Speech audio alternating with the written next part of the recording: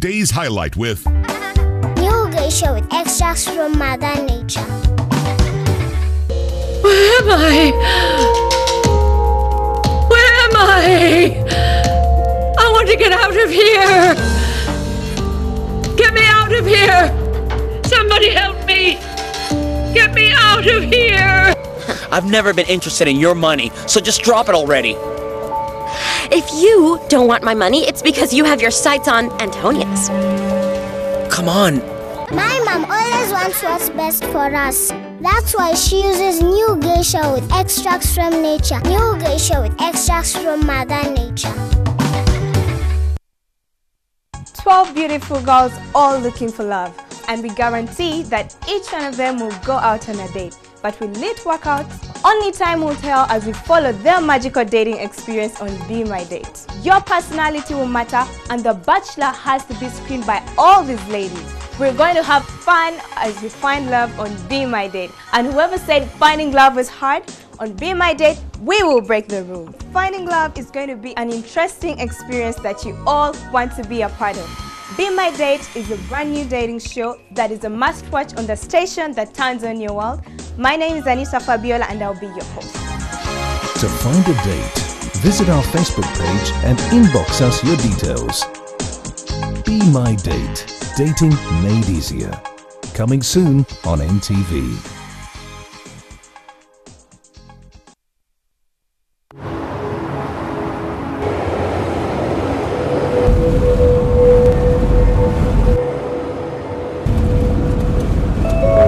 And the change of government won't stop a thing.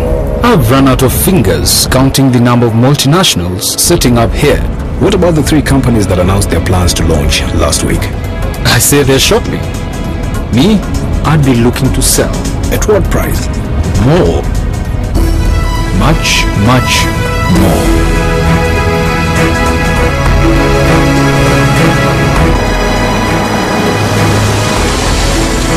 I don't know who you are or how you know these things, but one thing I'm sure of, you're in the wrong job. Here, call me tomorrow at 9 o'clock in the morning. I'd like to hear more from you. Are you ready for your big break? The East African, understanding the region.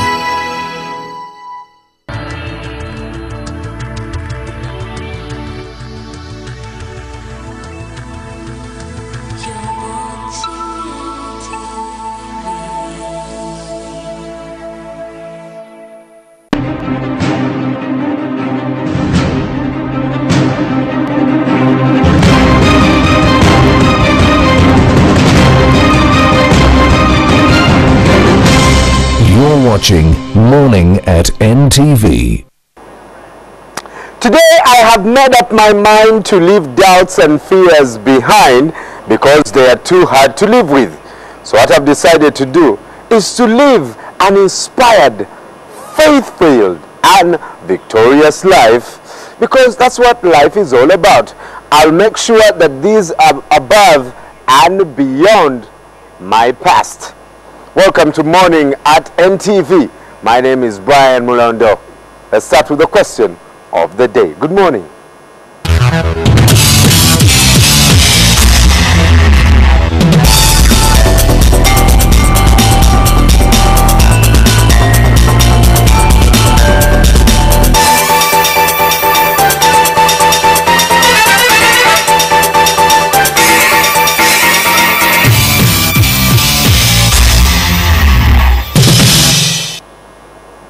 Help us answer that question this morning, and you could walk away with a mag, a beautiful mag from Morning at NTV. The avenues are the following. First, Facebook. Morning at NTV is where you can go and like our page right now. Over 10,000 people. You can go to Twitter at Morning at NTV, and my friend, you could be there just following us. And of course, you can use the SMS platform, which is 6565.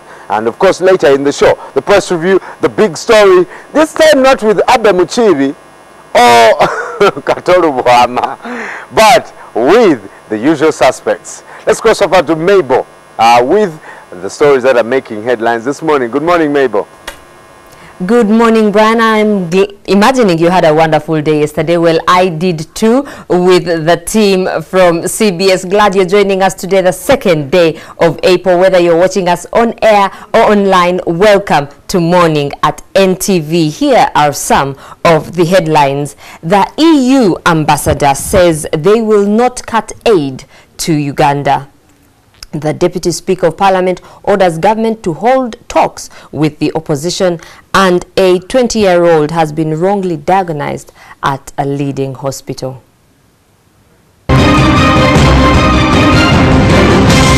You're watching Morning at NTV. Once again, a very warm welcome. The European Union ambassador to Uganda, Christian Schmidt, has told NTV that the EU will not cut aid to Uganda, even after 3 of its member states threatened to withdraw their assistance. The red light signal to cut aid was in response to the contentious Anti-Homosexuality Act, which was recently adopted amid flack from the West. Christian added that the European Union is still engaging the government in order to strike a compromise that will deter government from violating the rights of gay persons while implementing the disputed law. The ambassador also urged government to embrace electoral reforms ahead of the 2016 general elections. The president was in Congo, and he said that although the issue of the homosexuals is dear to the Western world, but they should also remember that the homosexuals in Uganda also need electricity. So, is European Union ready to cut aid coming to Uganda? Europe is not here to exchange money for African values. This is not the nature of our partnership. Our partnership is one of equal partners, where what we do in the area of development cooperation is discussed and agreed with our Ugandan partners. The discussion we have on human rights are not conditional, and that's why it's important to note that we are not threatening.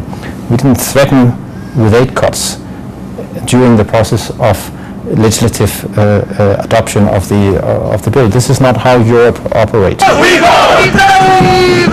There are 28 countries under the European bloc, and according to Christian, only 3 have threatened to cut aid to Uganda, which is estimated at less than 15% of the EU contribution. We'll try to understand why the law was drafted in this manner and whether it is possible to manage the discriminatory consequences of the bill. Although the ambassador considers cutting assistance to Uganda over the Anti-Homosexuality Act as blackmail, he however warned that it's not right for some government officials to make statements indicating that the EU aid is not necessary. It makes us reflect on all the good things we have done together, why we are not getting some sort of appreciation for that. Since the 2006 general elections, the European Union, through its observers that monitored the conduct of elections in the country, called for, among others, an independent electoral commission, well-updated voting register, and a disconnect between the ruling party and the state resources that would give it more leverage over the opposition. According to Christian, the opposition and civil society's move to campaign for electoral reforms is legitimate, constructive, and peaceful against the backdrop of alleged continued police's denial of space to the opposition to assemble. Another section of the public, they are wondering why the European Union is quiet about this. In fact, they are saying, or they are alleging, that issues or rights to do with the homosexuals are more important than the rights of others. We want to know the difference between the two. So I would share your surprise that a radio show is being interrupted. But for the individual cases, one would have to look at whether the law was applied. The EU envoy says it's not too late for the government to change the state of affairs ahead of the 2016 general election, which he hopes will be free and fair. However, some warn that time is running out. Sudil Biaruhanga, NTV. Yesterday was April 1st, also known as April Fool's Day, a day known for all kinds of pranks. While some get caught in the web of lies, others simply cannot be pranked. Like all pranks, the day brought with it twists and turns, sometimes the occasional tongue-in-cheek. NTV has more on this story. An ardent listener of CBS FM, if you are, this morning must have left you puzzled when you found that your favorite presenters were speaking gibberish. This is Mornings at NTV at the Serena rooftop. Yes, and your presenter this morning, Abu Kawenja, as always, you know, a square. The same goes for you early birds who tune into NTV's morning show. You probably looked for a radio to prove that you were not watching Radio CBS, but TV. Disturbing, right? Until you somehow figured out that the day of foolery had descended on you. You were hoaxed. It has been April Fool's Day, and NTV presenters swapped with CBS presenters. Epic, I must say. Not as someone who was lied to, but how do you feel as a liar? Tell me about it. Right, it was very exciting in the morning, and I was really so anxious. You know, the CBS audience is different. But while he had fun, other people were left deflated. A man in Michiana experienced one of his worst nightmares. From ward to ward at the main hospital in the district, he went looking for his wife and child, whom was told were in a critical condition after having a horrible accident. The caller hid his identity, but I later found out that my wife was somewhere else.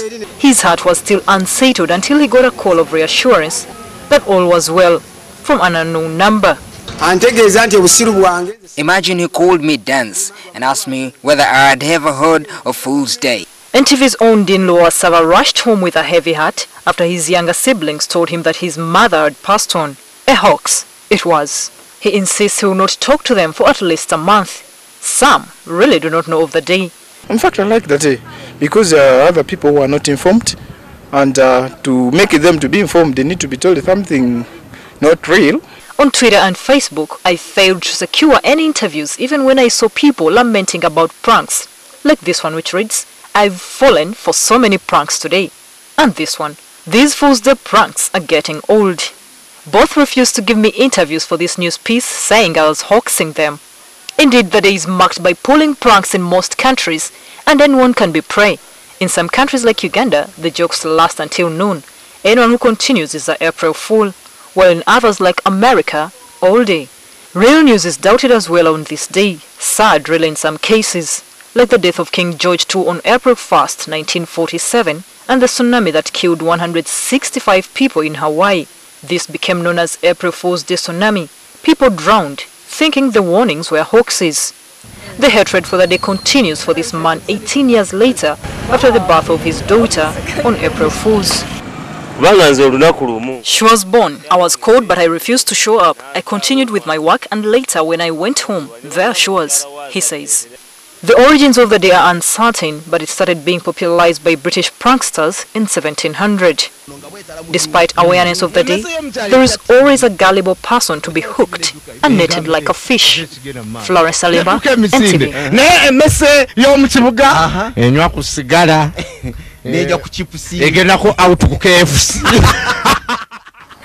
Very interesting there. We had lots of fun, and probably one day we'll do it again. Anyway, moving on. Sadly, a 28-year-old woman is counting the cost after being wrongly diagnosed at a leading hospital. She spent up to 7 years on sickle cell treatment, only to discover later that she had arthritis. Solomon Seranja brings her story. Painfully, she limps with her crutches. Irene Nabifuge is one of the many Ugandans who are nursing permanent wounds of medical misdiagnosis. Her story dates back to 1996, when she was continuously getting ill during her secondary school education. She always complained of immense joint pains coupled with high fever. Nabifunge narrates that she was rushed to Rubaga Hospital for medical attention. They thought they did kidney tests, they did blood tests, and they gave us the result as me being a sickler, that I had sickle cells. So I was put on treatment for sickle cell, but there was no change at all.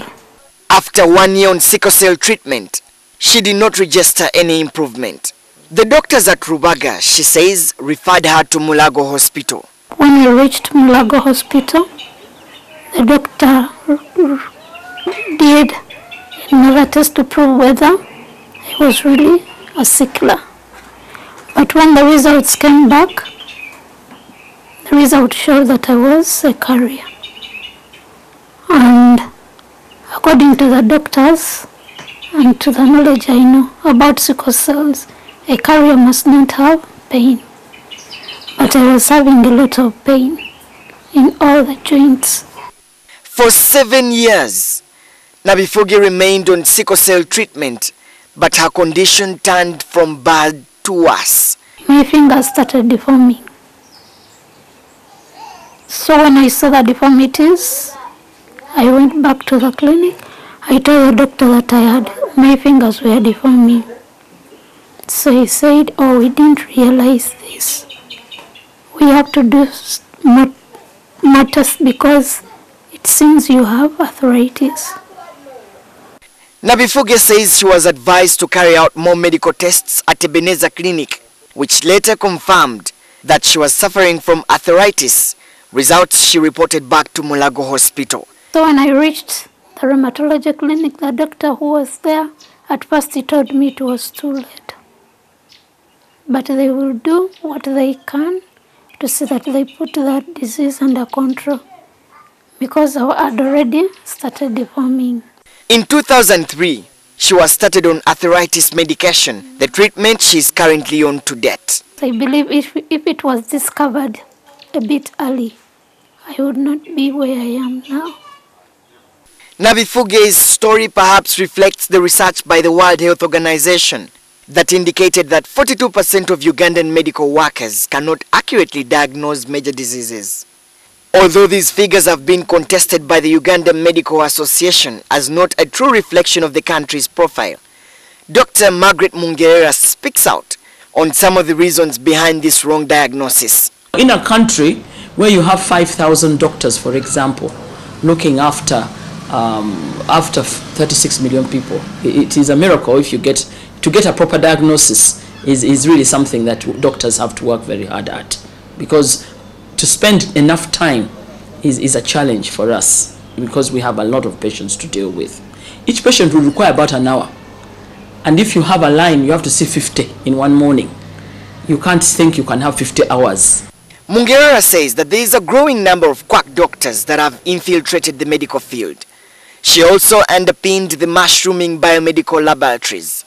And if the labs are not being well managed, and in this country until recently, now we've just begun, government Ministry of Health has just begun, has come out with a policy for laboratories and now has begun to regulate them.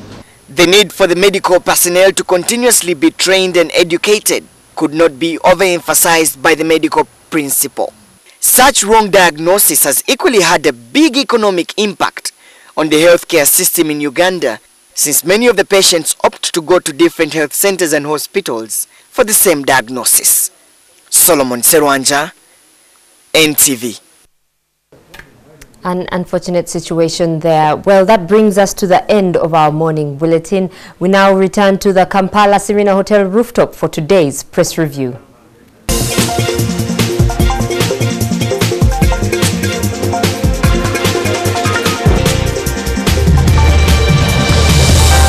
A very good morning. It's a slightly overcast sky over Kampala. It's the second day of April 2014. Good morning and welcome. It's been a while since we were last here, but well, here we are to give you the press review this morning on Morning at NTV. Myself, Simon Kasiate. Been here for a week. For a week, eh? How was it? Speaking Luganda, I had somebody in Sima, one after another. Mbogos, I mean, Mr. Chisauzi is here. This is Mr. Chisauzi, not Kasiate. I think you wanted to say something to Ensong, and then you said to Ensong. I said, Mukama. If the Kabaka met you, it would be fine. But it's a bit awesome that he tried. That most baggers they can't speak the language. Sure, when you have a Mufuru which is speaking Luganda better than most forget about that. I mean, Joel would never make an attempt at pronouncing my exact surname in the right way it would be said. Which one? Right. So he wouldn't even speak my language to the extent to which my child is unable to exactly. So kindly thank me for knowing a bit of Uganda. I think Kasiate deserves, you know. Yeah, he sure does. He did a good job in the Daily Monitor this morning, which is the serious business we are doing, because some people never get over the euphoria of Fool's Day. One wonders why the propensities remain locked in there. The Attorney General, Peter Nyombi, has stopped the Kampala City Mayoral by-election. Let's not forget that this is coming a day after the acting Chief Justice stroke acting Deputy Chief Justice, Justice Stephen Kavuma, issued that statement from court, nulling the previous ruling by a High Court judge who allowed Lord Mayor Elias Lukwago to resume his office. So it's still ping-pong at Kampala's Capital City Authority, or should I call it, it's a game over, it's a seesaw game at the City Hall. One moment you're up, the next moment you're down. One can only wait to see to what extent or how far this seesaw game will go. The acting Chief Justice, acting Deputy Chief Justice, somebody was telling me he's actually a real actor, the way he operates. You know, it's one thing to be yellow, and there's absolutely no devil to say belong to the NRM, to be an NRM cadre. But you see, when you hold public office, you should be seen to act neutral. You may not even be neutral. Sometimes it's hard, yeah? But you should be seen to act neutral. Where neutral means that he should have done your bidding. For you, you would want him. Bidding? No, I don't have a bidding in this case. And by the way, I don't care how this case ends. I've said it here before that I personally do not exactly like Lukwago as a mayor. I think he was better as MP. So what are the merits you're basing on castigating the Deputy Chief Justice, acting Chief Justice? I'm not even castigating him per se. I am just a little bit doubtful of the way he tends to operate. For example, after that ruling, immediately, very quickly, he went to do office with the NRM lawyers. Of course, Court of Appeal should have about 3 judges. Yes, there is provision for one to do it, but you see, the way things are done in a very hush-hush manner, you're thinking he seems to have an agenda here. He's not really operating as a judge, but an NRM candidate. But you see, from this point in time, if he has an agenda, it would be very prudent amongst us, because that's a suspicion that is held by the general public. And I think we need to extricate ourselves from the general public and provide ourselves, because we sit at this desk, to give them further information. What, in your view, do you think is the reason why he's acting the way he's acting? Is it because he's incompetent as an individual, and can you prove that? Or is it because he's being pushed by the NRM, as you claim, and can you prove that? Because you see, even in law, inside of it, but you see, anyone that alleges must be able to prove beyond reasonable doubt. But that's precisely what I've been telling you about. I can't exactly put a cause to ineptitudeness in this particular case. I have not tested his abilities. So in this case, we can safely say we are suspicious of his actions, as opposed to outrightly dismissing his actions. You remember, I used the words, I am doubtful, yeah, of the way he seems to be operating. He's got a history as an NRM cadre, and we seem to see this playing out. Because you see, at the end of the day, justice shouldn't only be done, it should be seen to be done. Joel, I'm not a fan of the Deputy Chief Justice. But also, he's acting. Well, you do not have to be his well, yes. But also the question is, was he wrong to dismiss the fact that Lukwago is a mayor? Was it wrong for him to do that? Well, you see, because the NRM appealed, but the court said without going further into discussing an issue, okay, this is in court. Run very quickly and sort this out. At the risk of stepping over the boundaries of sub judice here, we now see a conflicting situation, which I think we need to address ourselves to, as opposed to whether Justice Kavuma is doing the right thing. Because now, for the first time, because Attorney General Peter Nyombi seems to have done something that seems to be resonating very well with your expectations, whims, and fancies. He seems to be taking the fleck this morning. He seems to be, having a wheel. He seems to have no condemnation this morning. But let's look at it this way. You have a Chief Justice. You've got an Attorney General. Chief Justice. You can make it acting times 20. The bottom line is Chief We don't have a Chief Justice in this country. Bottom line is he occupies the office of the Chief Justice. Sure. He issues out a certain statement. We have an Attorney General who is the legal advisor of government, now stopping a by-election, which by-election was perhaps occasioned by the decision of the acting Chief Justice. Doesn't that play out as a confusing? Don't we see the justice situation in this country a bit confusing? So what is going to take place? You don't have a by-election that's going to take place, yet at the same time, in essence, you do not have a Lord Mayor in the city. Then what happens? This city goes on for how long without a mayor? Actually, Justice Kavuma's ruling does not say go ahead with the by-election. It just keeps Lukwago out of office. You talk about... yeah, but I thought, these are officers that do not have to leave a vacuum. If you are keeping out the said Lord Mayor out of office.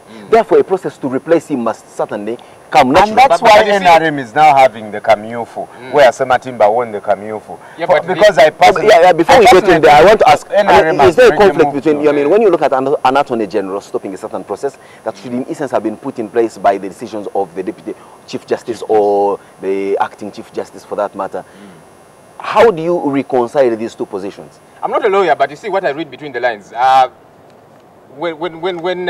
course, the Attorney General is having that on account of the fact that court is still yet to sort this out, the issue of should Lukwago stay in and so on, because he did run to court. And you know, to the EC saying, you know what, let's first get this issue out of there before you hold by-elections. And of course, you're talking about Justice Kavamba. Last week, of course, the Attorney General came out and he was huffing and puffing, and that is why some of us were very disappointed. You know, he's a man that comes from where I come from, Nakasongo, and I was thinking, wait a minute, who does this guy think he is, going out and saying he might be forced to call judges stupid and that kind of thing?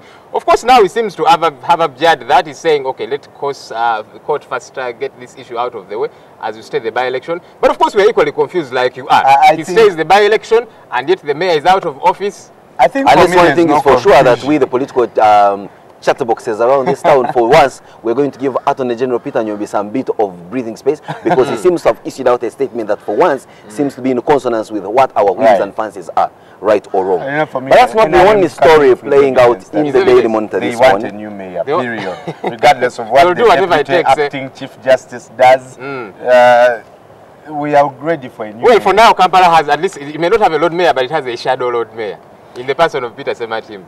Yes. Well, in that case, we look at other stories playing out in the Daily Monitor this morning. Your usual bunch of 365 representatives in that August House are mooting a secret plan to have their salaries raised. Again, we have members of Parliament secretly moving to increase their salaries. And then the next moment, you, our dear viewers, are listening to them and believing what they say as if they are saying it with so much care for you. For a guy who sits down and determines his emoluments in a country like this where basic civil services are yet to be delivered, and yet the providers of basic civil services or social services like education and health are grappling with low pay, can anyone believe that these people mean good for you? That's the question I'm putting to you. And you know, Kasiate, I dare our MPs to sacrifice 2 million shillings each of their salary so that teachers can be paid. So one moment they are grandstanding and making these huge statements. We should stop these bad contracts that are bleeding the taxpayer. We should kick out energy generators because they're bleeding the taxpayer. And the same vampires are asking to bleed the taxpayer even more. Do they care about us? I mean, you see, it's a double standards here. Then of course you have the usual grand standards, the ones that never miss the opportunity to grandstand and show as if they care. Like you, Honorable General Karuhanga, I dare you, if this money is passed and you get the salary increment, you are here saying, and I quote, at this point we have become like suckers, and this trend surely is not politically healthy for us and more critically for the nation. Fair enough, that's a very nice high-sounding statement. I dare you, Gerald, if you get that salary increment, pass it on to your miserable teachers at St. Mary's College, Kisubi. From that moment on, we'll know you mean what you say and you say what you mean. For the most part, they come here. For a bit here. You see, with the public, the citizenry in this country, by the way, I've gotten to the point where we actually have absolutely no right to put our leaders to task. Why? Because they come election time, and there's a trade, a very quick agreement. They give you a bar of soap, they give you sugar. The deal is done. There's an MP who actually had the audacity. I was at a rally some time back, and he told these people were complaining, you see, you don't come back and that kind of thing. He said, look, I came here, I gave you stuff, you gave me your votes, yeah? When it's election time, I will come back. You know why I have the moral authority to look into these MPs' faces and show them parts of my fingers? It's because I, Simon Kasiati, have never, and I vote at every election except the 2006 election, where I happened to be around the country covering the election for the Daily Monitor. All the other elections since 2001, I have been voting. Not at all have I received a bar of soap from my area MP, both home and away. Not at any one time have I received a kilo of sugar. Not at any one time has a youth MP contestant given me anything. And that's why I look them in the face and I say, I dare you. But you see, Simon, you're one out of so many millions. Yeah, I want you to appreciate that for me. That's why I said and I'm not saying there's no Ugandans out there that are trying their best to do things right. If Kasiates who don't get anything from these MPs and who pay their taxes promptly and who actually vote spoke out against them, that would be 20 voices as opposed to you saying that all these peasants who glorify themselves. And I'm not saying we should not lampoon the MPs for this, yeah? But since this is the morning of day, I had you daring. I don't know who you dared. I have dared Honorable Karuhara. I am daring the citizens of this country. Look, when it comes to 2016, yeah, vote based on issues. When these guys come to give you bars of soap and that kind of thing, tell them no. Want to see your agenda so that we are sure you can be able to deliver. I dare you. You see? Well, anyway, it is a long shot into the selfish nature of our legislators. But of course, there are some voices of reason. It's not all of them that are unanimously moving to this move. But of course, we already see such voices of dissent whenever such an issue is brought onto the floor of Parliament. However, when all has been said and done and the increment implemented, all of them keep quiet and swallow it in glee. Members of Parliament, same guys, are ordering the Minister of Internal Affairs to meet with the opposition in the face of the rampant police maltreatment of civil society and opposition figures that are moving around the country, putting across a message resonating with electoral reforms ahead of the next election. There are, of course, concerns with the stopping of some politicians from addressing people through a radio station in Kabale, for example, the arrest and detention of a cleric who was with some civil society leaders and politicians. And there is an increasing worry that the police is becoming extremely high-handed 2 years before the next election, and the Minister of Internal Affairs must run quickly to diffuse the tensions between the activists, political and civil, and the police. As a Ugandan, I get very worried when I see the trend of events. Yeah, and even if you do belong to the NRM, you should be worried. Because you see, if NRM MPs, for example, have leeway to go to their constituents and propagate the gospel of the Chankwanzi resolution, they're probably even given money. We can debate about where that money is coming from. If they have that, leeway to do that, for goodness sake, why isn't the opposition allowed to go out there? For example, they'll clamp down the rallies and say, okay, you didn't follow the public order management bill. Then they go to radio stations, Voice of Chigezi, and then in Kasese, and it's not the first time this is happening. The show is stopped halfway through, and you're thinking, for goodness sake, what is good for the goose should be good for the gander. And I'm always asking, the NRM says it's popular. Okay? Why are they worried? If you know that you are popular, why are you worried about an opposition politician going to radio station and talking about the reforms? Honestly, perhaps maybe I get to play from a devil's advocate. Many of you really are confident in the fact that your wives love you and that you trust them. But the moment you see a constant character hitting on her every now and then, I mean, you may need to put in place certain draconian measures to ensure that you save her from the temptation. Like we say in the Lord's Prayer, do not lead me unto temptation, deliver me from evil. So perhaps the NRM is trying to avoid Ugandans from the face of temptation to vote other people and delivering them from the so-called evil. Then they should tell us that this is a monarchy of sorts, But I'll use that same analogy. If you have no worries about the way, you operate, you do not cheat on your wife, for example, and that kind of thing, you'll not be worried about if, say, people are going to her and telling her stuff and that kind of thing. No, you wouldn't be worried. But you see, if I meet you at Serena with girls every day and then you see me and then tomorrow as your wife's phone rings, you see it is Joel, you'll begin to get worried and begin to don't pick that phone and that kind of thing. Why? Because you're thinking this guy might spill the beans. Well, spilling of beans, now we are looking at government failing to spill the beans 14 years down the road. What are we talking about? You remember that inferno that claimed over 1,000 people in a church in Kanungu, led allegedly by a one Chibwetere. 14 years down the road, government has neither produced a report of the findings of its probe, neither have the affected people been compensated. It's a story playing out in the Daily Monitor this morning. And one asks themselves, if you're very quick at issuing an injunction over a court ruling within a matter of hours, how are you unable to produce a report on the grotesque murder of over 1,000 of your citizens 14 years down the road? Another report that is yet to come out is one of the Kasubi tombs. Another is Budo. We can go on and on. Well, we have 106 failing the Law Development Center examinations. So clearly when you see a lawyer that has passed this blast furnace or gone through this tanuru, so to speak, I think it's high time you really pull your heads off and commend them. for going through this unscathed. This is the list is and I think here for really the improved. for the graduation list of 2014. Get yourself a copy of the Daily Monitor. If you sat these examinations, to find out, if at all you haven't, whether or not you're making it to the graduation list. This year they've improved. Last year they failed tremendously. And many of those are repeaters, so they should be lecturers themselves. Observer here has an interesting headline. Babazi in-law foils new Sol Museveni move. Pardon? Babazi in-law, they're talking about Hope Mwesige. She did protest a plot to endorse the Chiankwan's resolution as Museveni splashes new cards on interim district chairman. In one of these meetings that, severally having with district chairmen, they wanted to adopt it there in as well, and she came out and said, look, this does not sound like music to my ears. So clearly, just like we've had Jacqueline Babazi Mrs. coming out again and again saying the Chiankwan's resolution was just an opinion of the MPs and that kind of thing. So are they actually telling us quietly that this man has got his ambitions still intact? Your guess is as good as mine. Well, the Red Pepper has a headline that is related again to the president. Army chiefs plot to kill Museveni. And they say about 3 generals have been arrested. And the president personally grilled each of them separately at the State House. But of course, everything points to General Sejusa.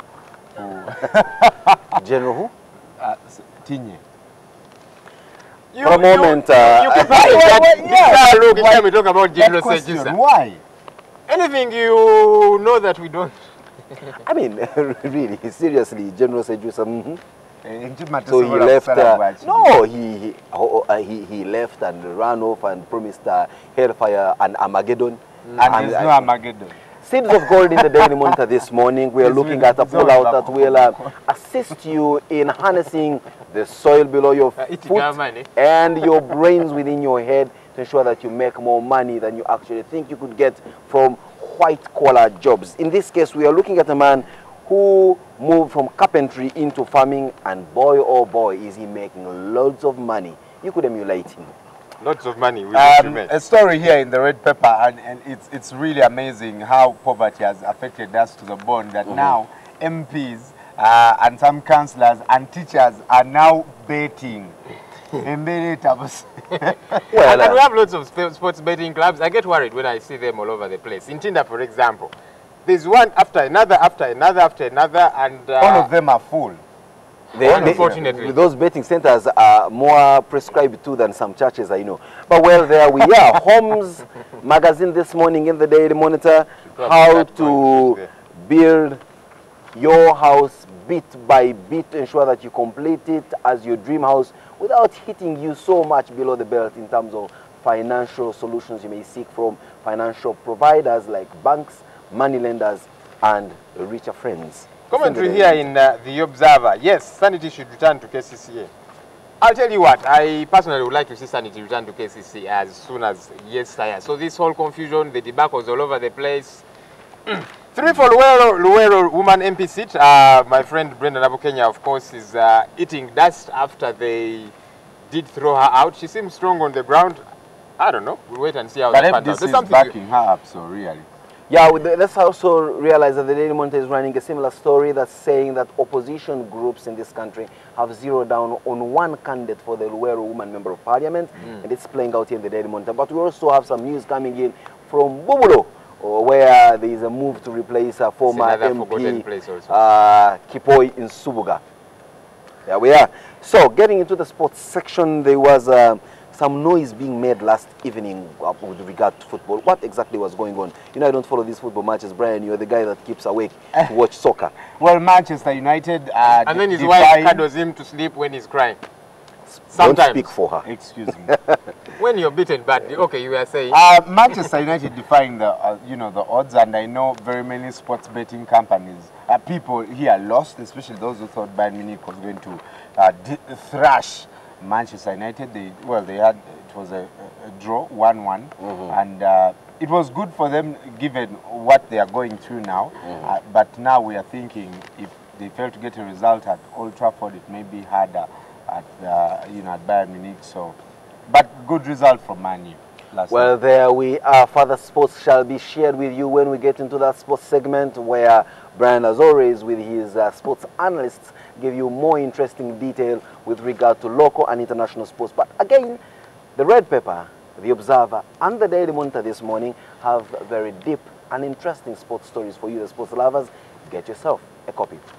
Let's take a short break. When we return, we'll be going into the big story. The big story now keeps revolving between issues at Kampala Capital City Authority, revolving within the NRM ping pong, and of course, we still have the anti-homosexuality bill, or now law, rearing its ugly head and causing us some untold suffering. And this morning on the big story, we'll be looking at what it's going to mean for Uganda without donor aid, much of which has been threatened, will be reduced. Let's take a short break. We'll be right back.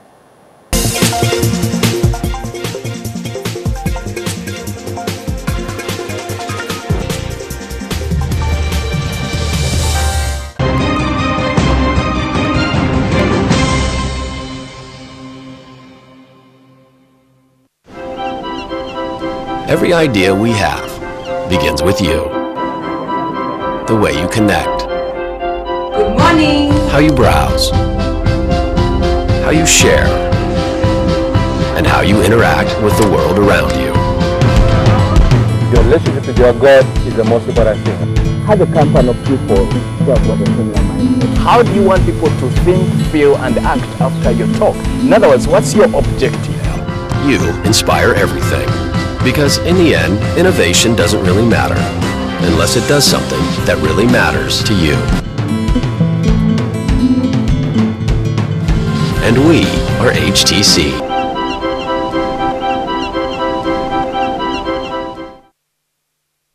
Mikwano gyaffe bana NTV ate naddala mu bannaamu muli gw'emizannyo. Muli gw'ebyemizannyo gukomyewo 2014 ate mutya.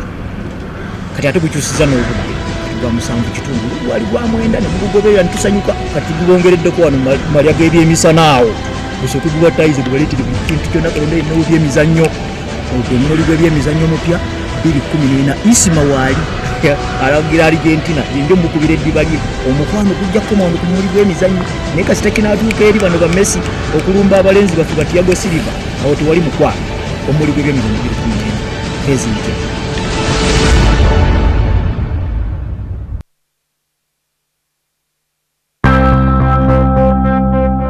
You are becoming what you most hate.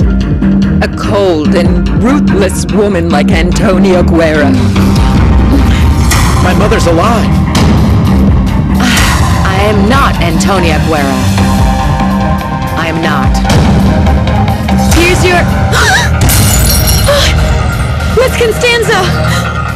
Miss Constanza! You had contempt for me. You canceled me out as a person and as a man, and I should really kill you for that. Stop, enough.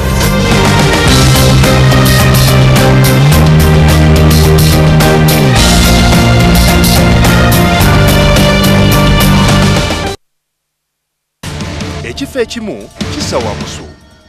N'ekyalo ekiweddeko abamanye bakiraza mumwa.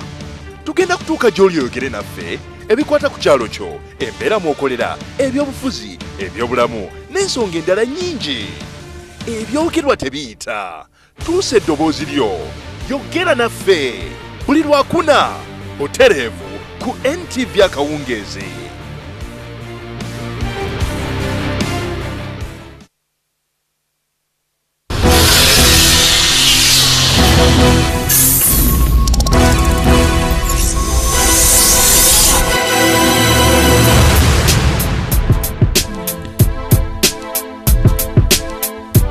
Follow the beat, follow the beat, follow the beat, follow the beat. Follow the beat.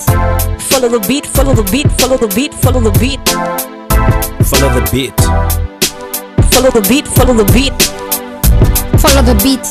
Follow the beat, follow the beat, follow the beat, follow the beat. Follow the beat.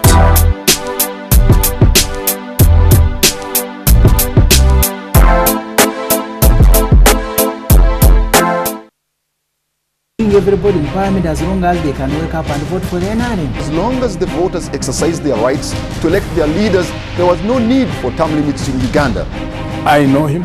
I know how he operates. I know how he thinks. There are ways you can go around these obstacles. Why should I conduct myself as if I am Muyai? It's absolutely true. I admire the President Museveni. Is the ICC a fiscal code targeting African leaders? You cannot tell me that the whole trouble Kenya had revolved about only the two individuals. The money is not in the budget of this financial year. You can't beat God. You see, God is polygamous also. Look at Jeremiah chapter 31. The security of this country will largely depend on the contribution that the people make.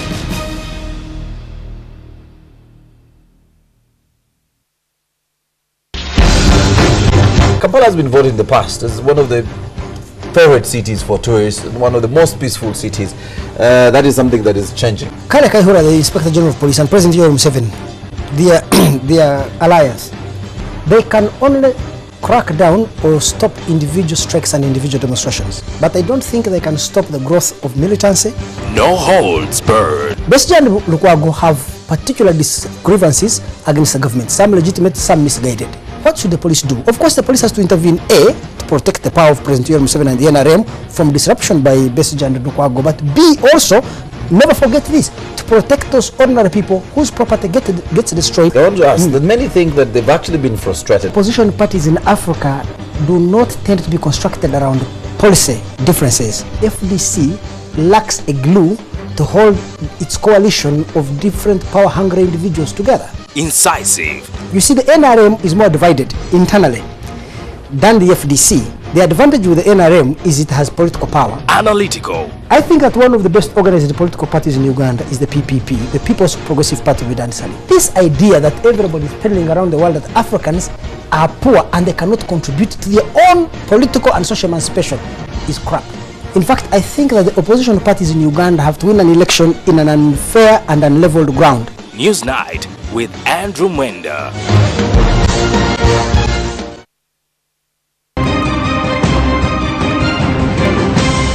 You're watching Morning at NTV with Simon Kasiate, Mabel Kebirunji and Brian Mulondo.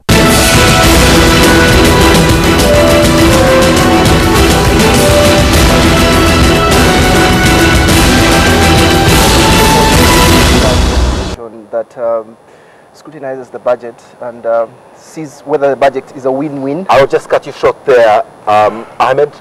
The big story this morning, like I just said, introducing it earlier on, but for those of you who just joined us, we're looking at the consequences or the ramifications of budget cuts occasioned by the passing of the anti-homosexuality bill.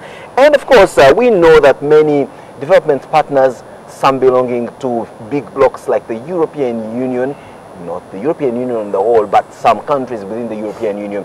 Of course, we've seen the United States of America threatening and going ahead to cut some development cooperation, including and not limited to sanctions that have, for the most part, according to the Observer this morning, included the form of denying some senior government officials visas.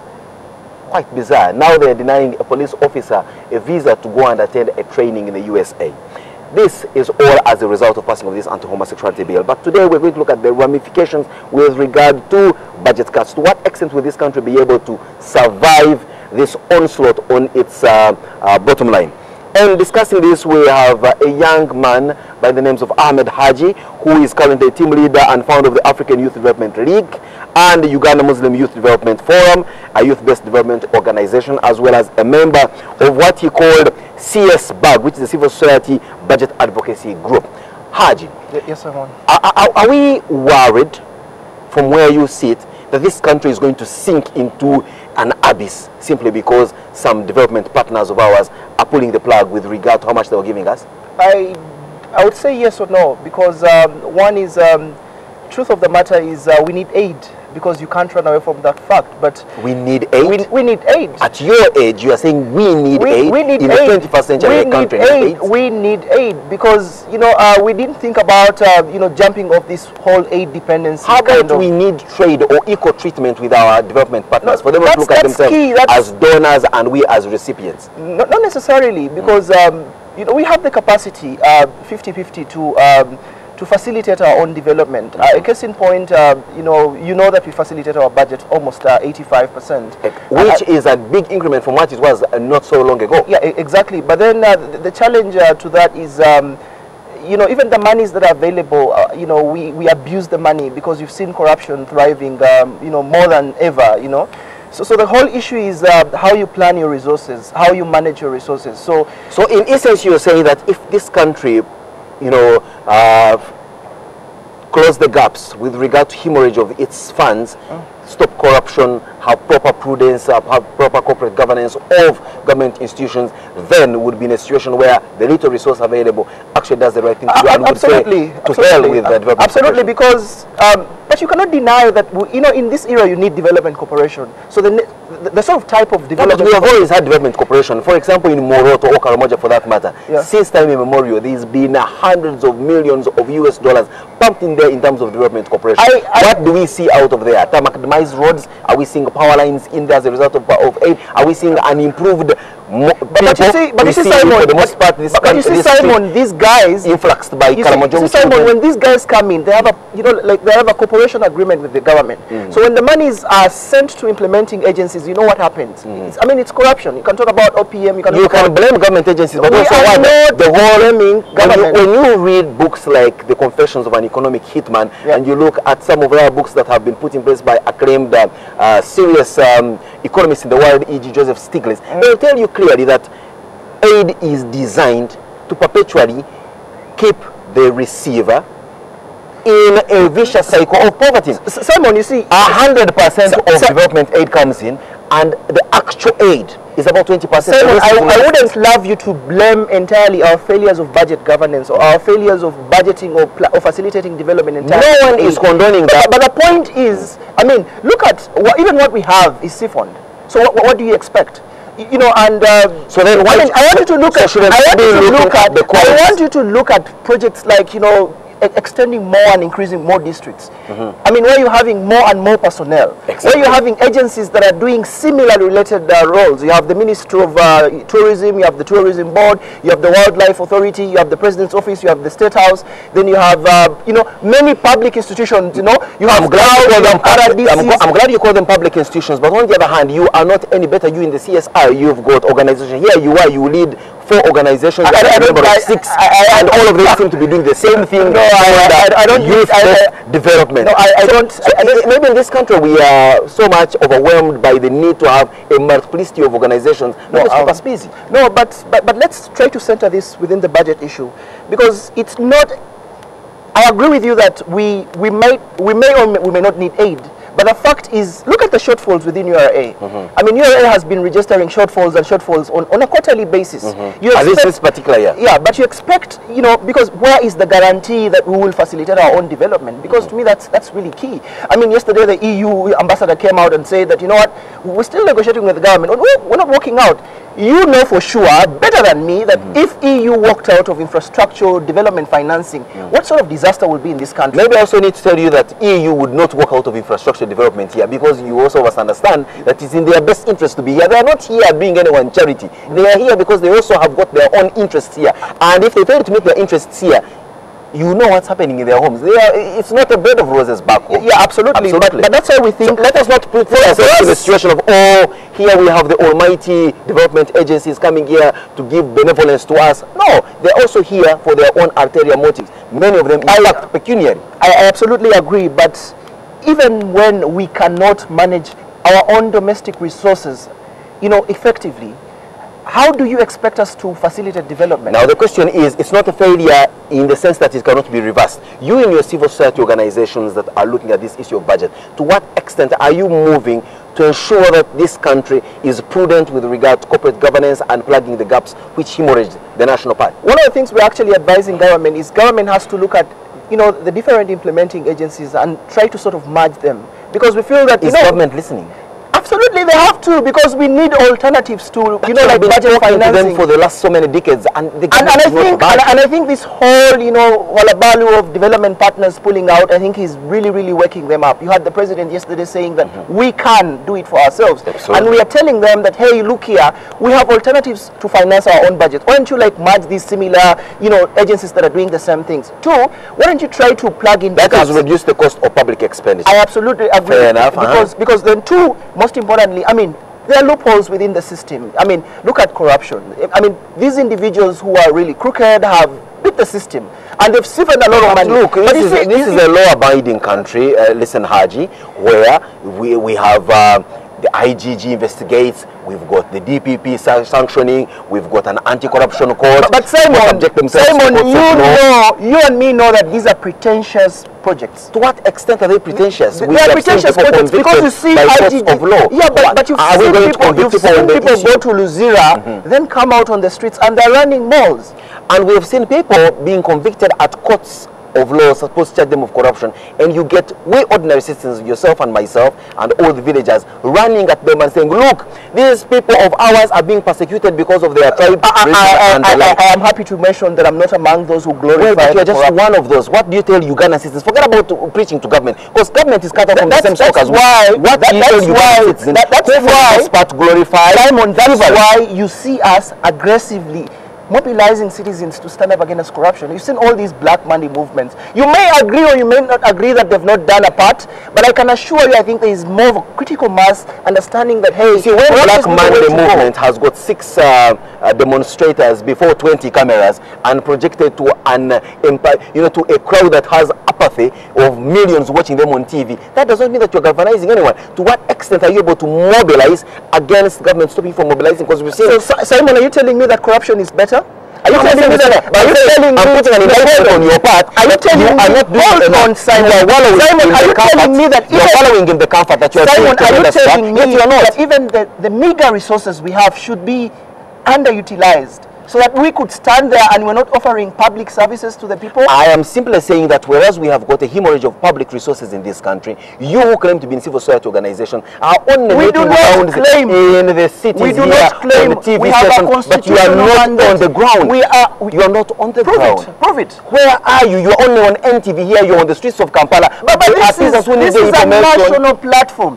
As CSBAG, as a coalition on budget advocacy, we disseminate information on all platforms. And actually, this is an opportunity through NTV to talk to the public and share with the public that, hey, here, much as the development partners are pulling out, there are areas we can get our money. Number one is we need to protect our resources. But you're telling us that for the most part are not even paying their taxes. How are they able to have their Who tells you? Who tells you? No, almost 95%. You have Hold on, look here. Look here. For the most part doesn't pay direct taxes. You know how much an ordinary British farmer, for example, pays to the state? I mean, come back to Uganda. Yes, I'm listening. How much to Ugandan citizen? When you get a guy in Uganda where I come from. A bigger chunk of what your URA collects is pay as you earn. How many young people, how many... You also pay taxes. Absolutely. And my worry is, you see what looks at me, you see what I'm looking at Haji here is that there is 500,000 employees who are paying pay as you earn in a country of 34 million, of whom 18 million are able to work, but are not remitting any serious direct taxes to government. But isn't that, don't we need civil society perhaps also to add on to their menu of advice to government? We are doing that. Wait a minute. Let me tell you what for government to further tax us. No, let me tell you something we're doing. Don't you think Uganda needs to, to tighten their belt further and pay more taxes? There are 3 things we're doing. Number one is encouraging citizens to pay taxes. I actually tell you that you are doing a disservice to the Ugandans if you say that they don't pay taxes. I mean, they buy merchandise, they buy products, they pay direct tax. However meager it is, it contributes to the national economy confers, because that's the basis. To do anything. That's why we're always moving with the budget. But you know why? You know why? The citizens are dissatisfied. They are they are dissatisfied in a way that the taxes they pay, they don't see the services really getting down to them. Beautiful. That's a critical issue. Because for us, we believe that government cannot work out of, they cannot work out of context. They need domestic resource mobilization. But much as we encourage the citizens with their constitutional obligation to pay taxes, we should also be encouraging government to protect those resources and appropriate them to the right, directions where they're supposed to be. Public services. Absolutely, without a doubt. But you cannot say that we're not doing that. But for us, we are saying that... you're doing it, but it's a little bit of a drop in the ocean. No, but... We need to see bucketfuls being poured out in there. But you see, for you to be able to convince a citizen that the taxes are working for them, they want to see the services closer to where they are. Let's turn over and look at the development partners who are threatening with budget cuts. What can we tell them? That should their development cooperation be tagged upon certain things like their own whims and fancies with regard to how we relate in terms of morality? Should we say that maybe the US, for example, their relations and their ability to give us money was hinged on the fact that they must always export to us their immoral behavior, which Ugandans think is deplorable and abhorrent. Unfortunately, I'm not here to speak for the U.S. government. No, I'm just saying, what would you tell them? I'm not asking you to speak for the government. What would you tell such people? To me, it's key that when you're discussing this, I mean, you're at the better position to tell me this because no, I'm not. I am here as an interviewer. I am here as an interviewer. But let's discuss this whole issue. I mean, the point is, development cooperation is tied to so many, factors. Because while the state and most of these development actors are entering into something sort of a consensual agreement, there are key benchmarks that they look at. The basic among them is human rights, good governance, and how the country actually relates and treats its citizens. To me, that's the basis. Because are they sitting on this to make these basics as equals? Do we see Uganda saying, okay, fine, we agree with this, but we also want you to provide the following things, and that the U.S. would possibly agree and treat Uganda as an equal on the negotiating table? I would not be speaking for the government of Uganda at this point, but I would be, You are an analyst here. Please not abdicate your role here. You came to present analysis. If I wanted a government official, obviously I know the numbers to call. I'm asking you, when you look at this imbalanced state of affairs that you have got a country sitting on a table with another to negotiate, but for the most part, one treats the other as a subordinate, the other treats the other as a superior. Do you expect to get anything tangible out of that negotiation? And shouldn't we be preaching to these two parties to try and reach a middle ground where they are negotiating as equals? Absolutely, because that's why you see that there are processes actually going on, because truth is we need each other. I mean, they have their own interests that they want to implement here, but we also have our own interests that really serve the citizens. I mean, that's really key. How about the call by some school of thought that says aid as opposed to trade will keep us wallowing in poverty, and trade with these development partners, because they need food, they need all these amenities that we are able to produce. What about growing Uganda's body politic and the citizenry to appreciate that we can actually trade with the European Union and benefit more from trade as opposed to aid? I absolutely agree with you, because if you read Dembisa, Moyo's book, like Bad Aid, and I agree with, because I absolutely agree with that, because you need to agree that aid facilitates corruption. You need to agree that aid, on the other hand, facilitates development.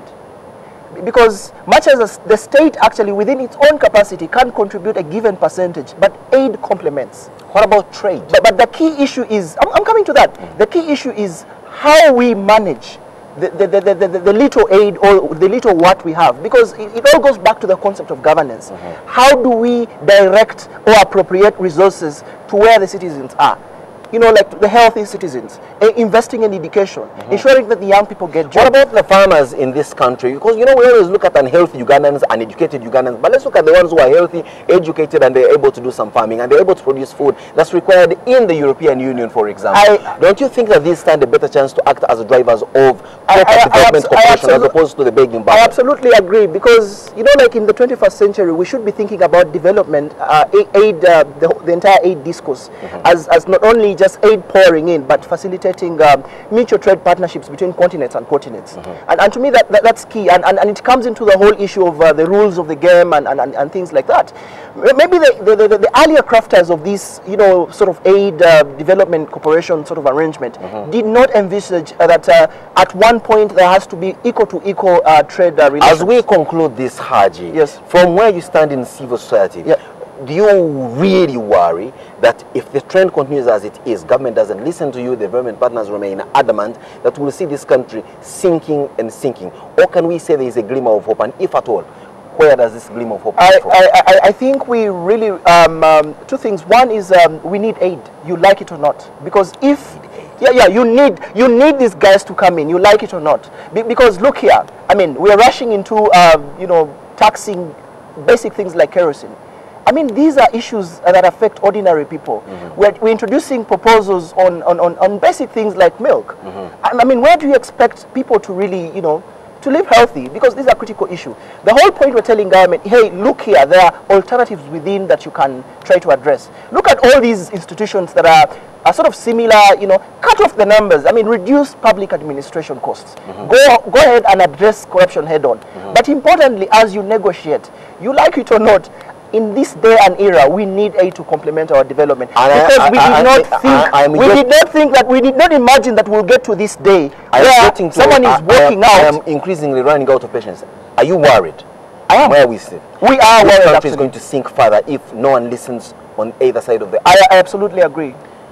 He's worried that this country is sinking down an abyss because neither government nor the development partners seem to budge on the issue of how to further strengthen the relations. Let's take a short break. When we return, it's Simon Says.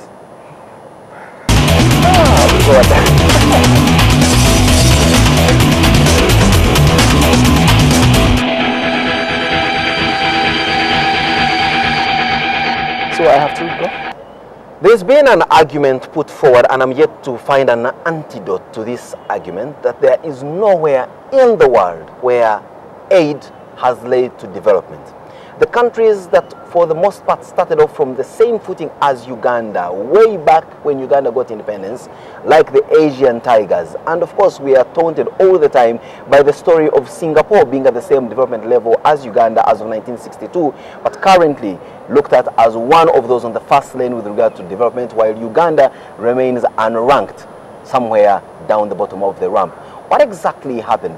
Was it the adherence to all these lectures coming in from the development world, or was it the fact that people looked into themselves, discovered their potential, and did what they should be doing as a country, as a people, in the best way they possibly could, plugging their ears and not listening to external condemnation?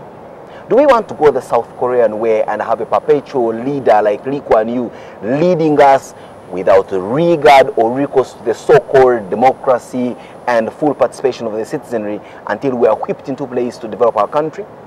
Or do we bite the bullet, continue embracing all these so-called high-sounding notions of democracy, good governance, observance of human rights, and remain with a begging bowl in our hands? Whichever way we choose, I think it's only prudent that as a people, forget about the leadership or the led, as a people, we realize that the future of our children and our children's children is in our hands, and the decisions we make today, if made in the best interest and for the public good, will salvage us from always moving around with a begging bowl.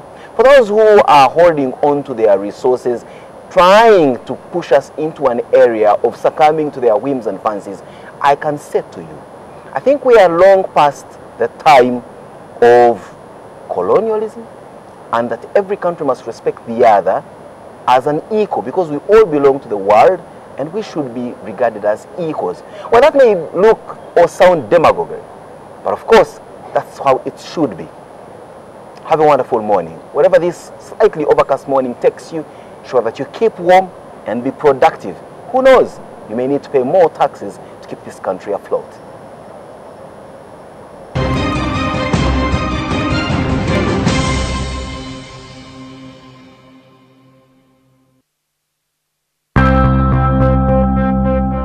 You are becoming what you most hate. A cold and ruthless woman like Antonia Guerra. My mother's alive. I am not Antonia Guerra. I am not. Here's your... Miss Constanza! Miss Constanza! You had contempt for me. You canceled me out as a person and as a man, and I should really kill you for that. Stop, enough.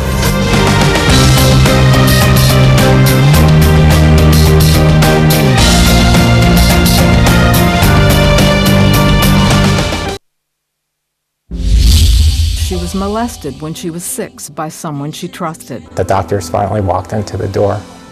They basically were telling me that she had a 5% chance of living. I couldn't understand how somebody that tells you they loved you, that held you as a child, could abuse you. Tommy Scott grew up among gang violence, drugs, and poverty in the projects of South Central Los Angeles. I felt not normal, not good. I wasn't lovable. As a teen, Melissa discovered that drinking gave some relief. Tommy is free today and continues to tell people that it was Jesus who changed his life. The time I spent in prison, I spent putting my ideas together on, how I was going to come back and make it all right. And I realized my purpose, that I was created to reflect the glory of God. Duke now realizes why God kept him alive. These were real people facing desperate situations, just like you and me. Jesus died to set you free, and he can give you a new heart.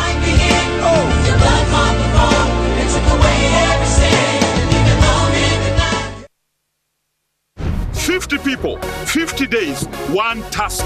An incredible journey of 10,000 kilometers to deliver a taste of home to Humphrey Kayange in London. A journey you can be part of.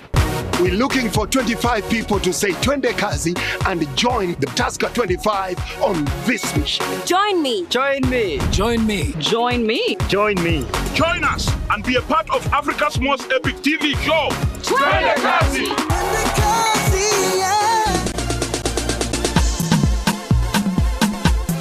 Hey, hey. Hey, hey. Oluvannyuma lwa lutalo abaana bangi batwalibwa ab'ekika era bulala basigadde abamu bajja ne babakima era twagenda mu Lukoola eyo ina Kasongola mu Buluuri twagenda mu Butale Babalaaro okubuuza omwana oyo mumanyi nti mukwate obutonde obwekonkome mukwate obutonde bwa Ebola mubuteeke mu nsigo omuzungu ayogedde palamenti muyise bosi basajja omulembe guno gutuusemu n'abantu n'entondo kati waliwo n'emyaka egy'entondo waliwo yakiŋŋamba bamugamba muŋŋambe bulungi kati munkwate empola dokita buli akwata bayibuli eno ajja kusomera bintu nga ye bw'alowooza for example waliwo controversy yaliwo tobeera mu ssuuti ate n'oteeka mu gganduula olina kubeerako kimu kubanga okusomesezza tumaze emyaka 2 tusomesa bannayuganda eddembe lyammwe mulimanyi oluusi n'obusobozi obulina nakulabira abaganda baagala kabaka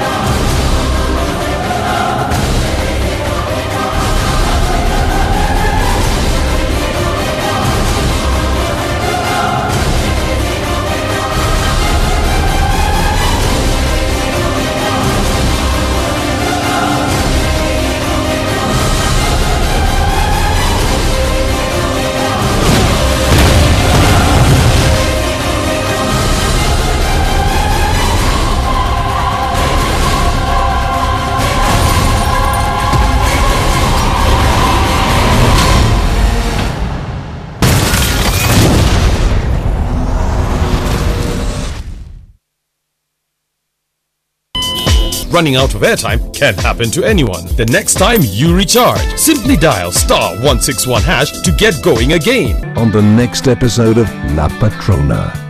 I'm very sorry. It's what I thought. Lucia has acute leukemia. She has leukemia? Are you saying my daughter's going to die? No. Calm down, Alejandro. Fortunately, leukemia nowadays isn't the death sentence that it used to be. Alejandro Beltran was crying like I've never seen a man cry before. And he was asking God for forgiveness. For you. Not for Veronica Dantes, for Gabriela Suarez. Please, come on.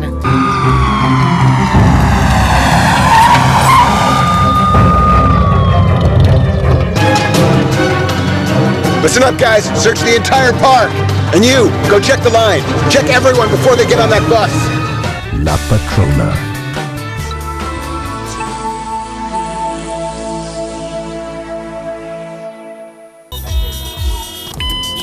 At Orange, we know that running out of airtime can happen to anyone. That's why we bring you Wetase. Simply dial *161# to get going again. Convenience changes with Orange. Today changes with Orange.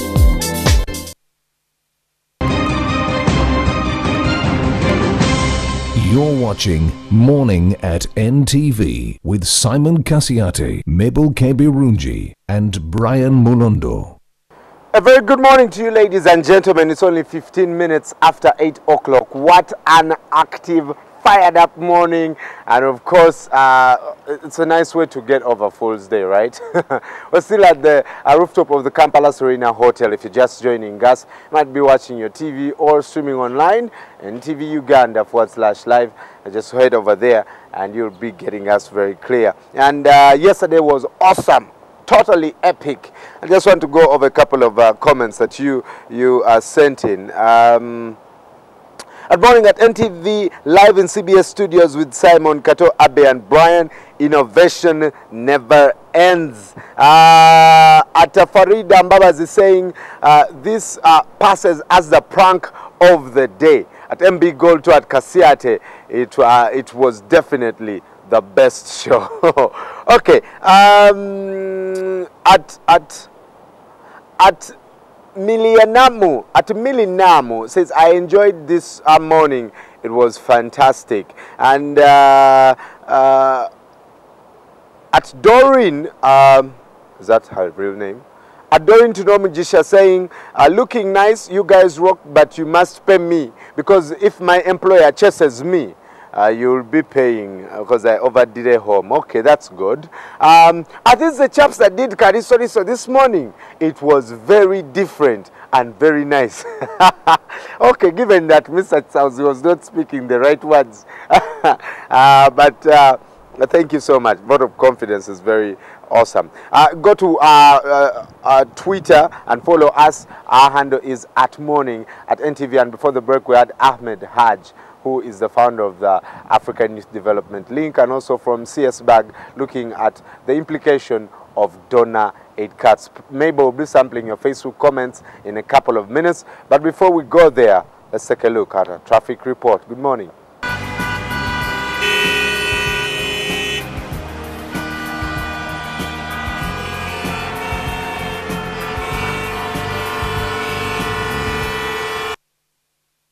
On Chintu Road, if we look at Chintu Road right now, today it's a little hard, really busy, and it's moving, you know, the cars are really steady, swift, and if you just have a slow pan, put it up a bit, and maybe get me those cars, a man walking on the street, guys sweeping the street.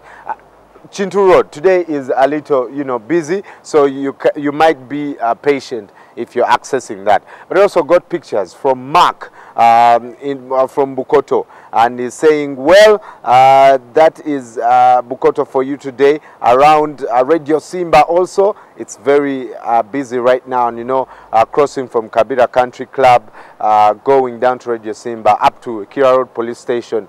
It's always jammed up there. So those are the pictures we have. We got a picture from Doreen at Fairway Hotel. All right. Thank you so much. Remember, you can become our traffic reporter 0-7-16730, and in a couple of weeks, we'll be developing something that will blow your mind. Live traffic updates, never seen before on TV. So wait for it, It's coming up in a couple of weeks. We just need to get our technology like we did yesterday up and running, and definitely you'll be served with real-time updates. Mabel is standing by with your birthday wishes later on Everyday Life. How often do you wash your hands? You might be surprised that many of us do not. Mabel, over to you. Happy birthday to you.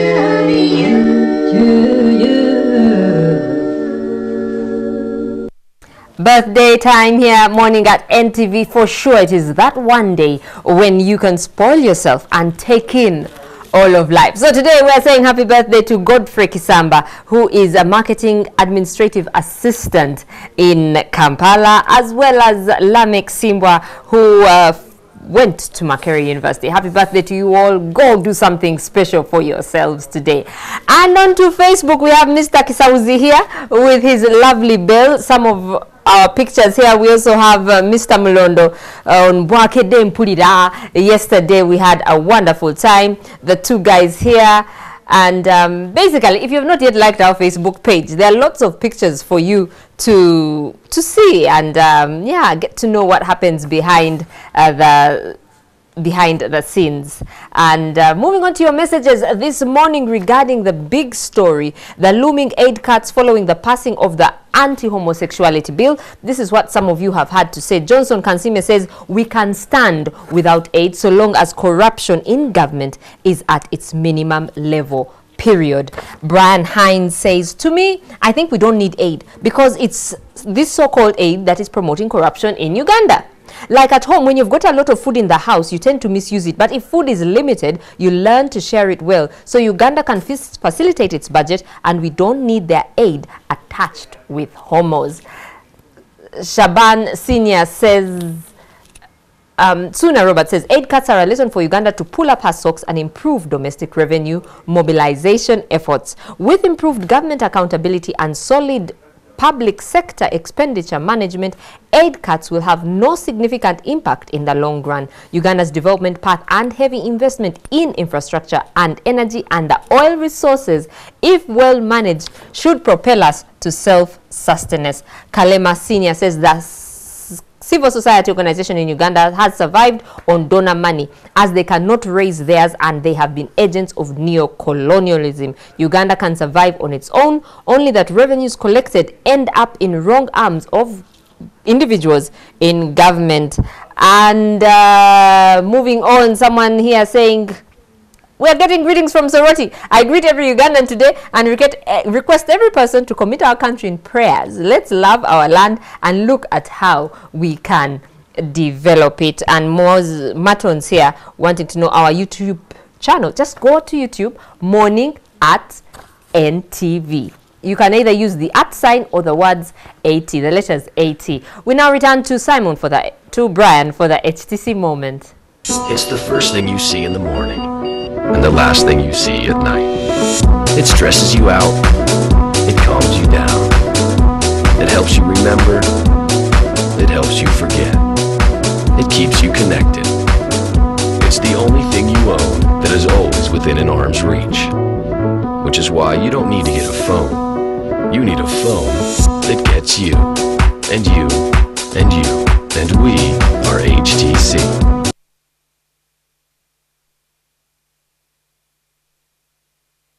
It's the first thing you see in the morning and the last thing you see at night. It stresses you out. It calms you down. It helps you remember. It helps you forget. It keeps you connected. It's the only thing you own that is always within an arm's reach. Which is why you don't need to get a phone. You need a phone that gets you. And you. And you. And we are HTC. 23 after 8, and in a couple of minutes we'll be heading into our everyday life segment powered by HTC Quietly Brilliant. And today I want to talk about something that is awesome. I've been just highlighting it in a couple of editions of Morning at NTV, and today I really experienced it a lot. The blink feed, live updates as and when it happens, and all you have to do, okay, tomorrow I'll have to develop a graphic here to show you. But if you have an HTC, if you own an HTC, go to a blank page of your home screen and just drag this tech.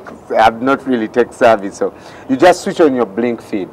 As and when events around the world happen, you get a live feed right away on your blink feed, and you can set it up as your home icon. You just go there, tap it, you'll get all the features in sport, in health, in lifestyle, in fashion, even from other media houses. You can set it up and it will be ready for you. The day we told you that the anti-homosexuality bill would be signed at 11 a.m. We are not, we are not yet even got an official communication, but we got it through the blink feed and let you know. We were the first media house in Uganda to break it. So, yeah, this is what the beauty of the blink feed. So go to the HTC hub at Forest Mall and get yourself an HTC, whether you get the Desire 500, 600, 300, the HTC One Gold, Gold One Max. I have the One Max with me, rated the best smartphone 2013 at the World Mobile Conference. And yeah, that's what we're about, everyday life. And some of us have asked ourselves, do you keep your hands clean? But also keeping them clean would make sure that you avoid a few diseases that you get, and when you go to the hospital they tell you, oh, it's just a viral infection. Maybe your hands are causing it. In the studio this morning is an expert on washing hands, and it sounds so weird, but today you will learn the art of washing hands. Coming up on Everyday Life. Good morning. It's the first thing you see in the morning and the last thing you see at night. It stresses you out. It calms you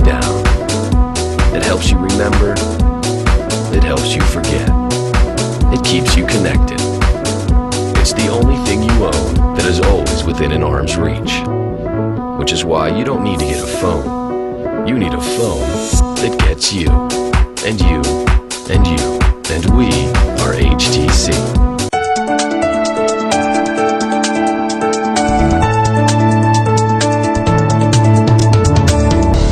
Everyday Life is brought to you by... And we are HTC. Chris. Good morning, Chris, and thank you so much for joining us. You're a pastor, you're a relationship advisor, you're a hand-washing expert. Yeah. What exactly, what are these things you do? Everyday life, like you said. I am a national hand-washing coordinator. I work with the water sanitation program of the World Bank and also government of Uganda and so many other partners who are supporting the government of Uganda to promote hand washing with soap. And the first time we actually started talking to people about it, yes, and that's what I thought. I must be honest with you. I'm like, hand washing. I know. It sounds like a joke, but you see, but in 2009, according to the UNICEF data, Uganda was losing about 76,000 children to diarrhea and acute respiratory infections every year. And that really translates to about 14 Kamunye taxis full of children. No, 14 Kamunye taxis of kids dying every day. What? Yes. An equivalent of 14 Kamunyes. Because our hands are not washed by moms and people who take care of the kids. Right. And those were children below 5. That number has since reduced to a little less than 10 Kamunyes every day, but it's still too high. Yeah. So there's been efforts to try and promote hand washing with soap at critical times, like after visiting the toilet, after cleaning a baby's bottom, and also before feeding a child or before anyone feeds. Right. So it's that simple, but it's, simple as it may be, many people do not actually wash their hands with soap. But in the work that you've done, what excuse do people give you, for not washing hands? Amazing reasons. I'm too busy. Busy? I'm busy. Reasons like, and some are genuine, like when there's no soap. Because sometimes you go into a place, whether you're in the village or even in an office, and there's a sink, there's flowing water with no soap. And you know what? The germs love that. Yeah. Because, a wet environment is actually lovely for germs. So when you don't wash with soap, you're actually doing hand wetting. Not hand washing? No, you're hand wetting. Now, only 3 out of every 10 Ugandans actually wash their hands with soap after visiting the toilet. So typically, this is what happens. We love to shake hands. So out of every 10, you've already shaken about 10 handshakes. Oh, now so 7 of those. Oh, Jesus, please, come on. Oh, now I'm thinking of Ahmed and Kaya. Yeah. They all didn't wash. So 3 out of, it's only 3 out of 10 that wash. So 70% of Ugandans aren't washing their hands with soap after visiting the toilet. Wow. That's terrible. So we know you keep on getting people's stuff. Comes from the back into your hands and onto your mouth. Oh. And then you start going, Chris, running and you lose weight. Wow. Yeah. But you see, adults lose weight. For the kids, it kills them. Right. Yeah, so that's why hand washing is actually important. We shouldn't trivialize it. Right. Yeah. Why is it, especially maybe in rural areas, you'd say soap is, not available.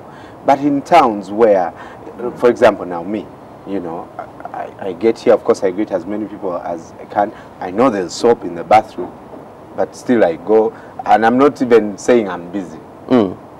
Is it because now it's not in our culture to wash hands? Have we grown up with that? I'll only wash hands when I'm going to eat. No, 2 or 3 things I'll say. First of all, it's not true that there is no soap in rural areas. We carried out a study in 2007, and we found that 94% of Ugandans in the villages have soap. The question is how it's prioritized. Hand washing is far behind washing clothes, washing the body, washing after eating fatty stuff like fish and smelly or fatty stuff, fish or masavu genyama, fat from meat. But also, secondly, hand washing needs to be a habit. You need to practice it It's said by scientists that if you practice something about 21 times consistently, it becomes a habit. Now, for most people, it's not a habit, and that is important to do. But also, in many cases, when people go to when they need to wash and set, for example, before food, as you mentioned, some people were saying, among the excuses, is that, you know, soap sort of kills the taste of my food. Can you imagine? Right?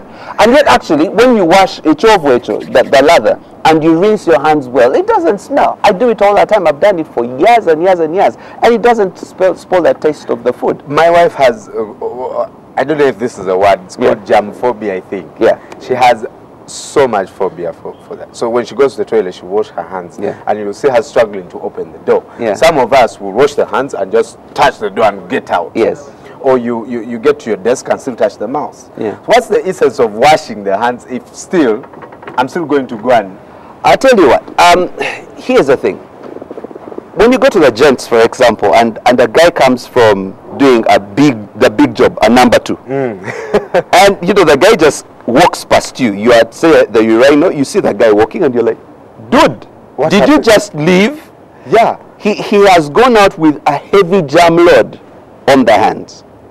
Now, the beauty about hand washing with soap is that it reduces the germ load. You know, the truth is that when human beings are born, we are born 100% human. But as we get along, we have germs. Some germs help us to digest food and all that. So there's a healthy germ load dose. Right. But when, you know, in 1 gram of feces, there is over 1 million viruses and over 1,000 bacteria. 1 gram. You know what I'm going to do? So I am going to get you to that toilet right now. There's soap. And you're going to teach us. So if I could get one of the cameramen to just get a camera and follow us to that toilet. Absolutely, I'll be happy to do that. And it's obviously starting to rain here. So let's go. Yeah. And you, while you know, talk about this, and you show us how, because I know I think there are circular movements, and then there are, I don't know. Yeah, but it's not complicated. We'll just go. I'll do it slow motion, and then I'll do it the normal way you do it. You can wash your hands in under 1 minute. In under 1 minute? Under 1 minute, like 30 seconds. Okay. And do it well. All right. Mwamigun, get that camera, follow us, and because it's now even starting to rain. Yeah. But still. Yeah. If say, you said in every, how many grams? 1 gram. That is scary. I know. Feces are not... Some people will walk around with wipes. Yeah, but wipes may not help you very much. Right. If you're walking around, you probably need an alcohol-based sanitizer if you're in towns. But let me tell you something interesting about washing hands in the rural areas. Do you know that there is a small technology called a tippy tap? All right, it's a foot pedal movement. So you don't touch anything, and after you've washed your hands, you shake them dry, and you're not going to touch any door or anything.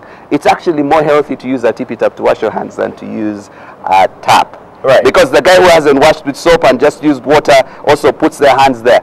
And it's only soap that actually removes the germs from the hands. Okay. So, amazing. Ladies and gentlemen, we are going to take you to the toilet right now. Yeah.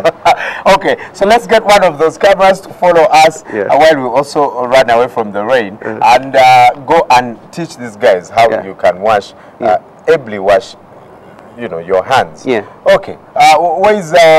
Yes, sir, get one of these cameras and let's go. Okay. Get me to the loo. You want to go into the loo with your tea, right? Okay.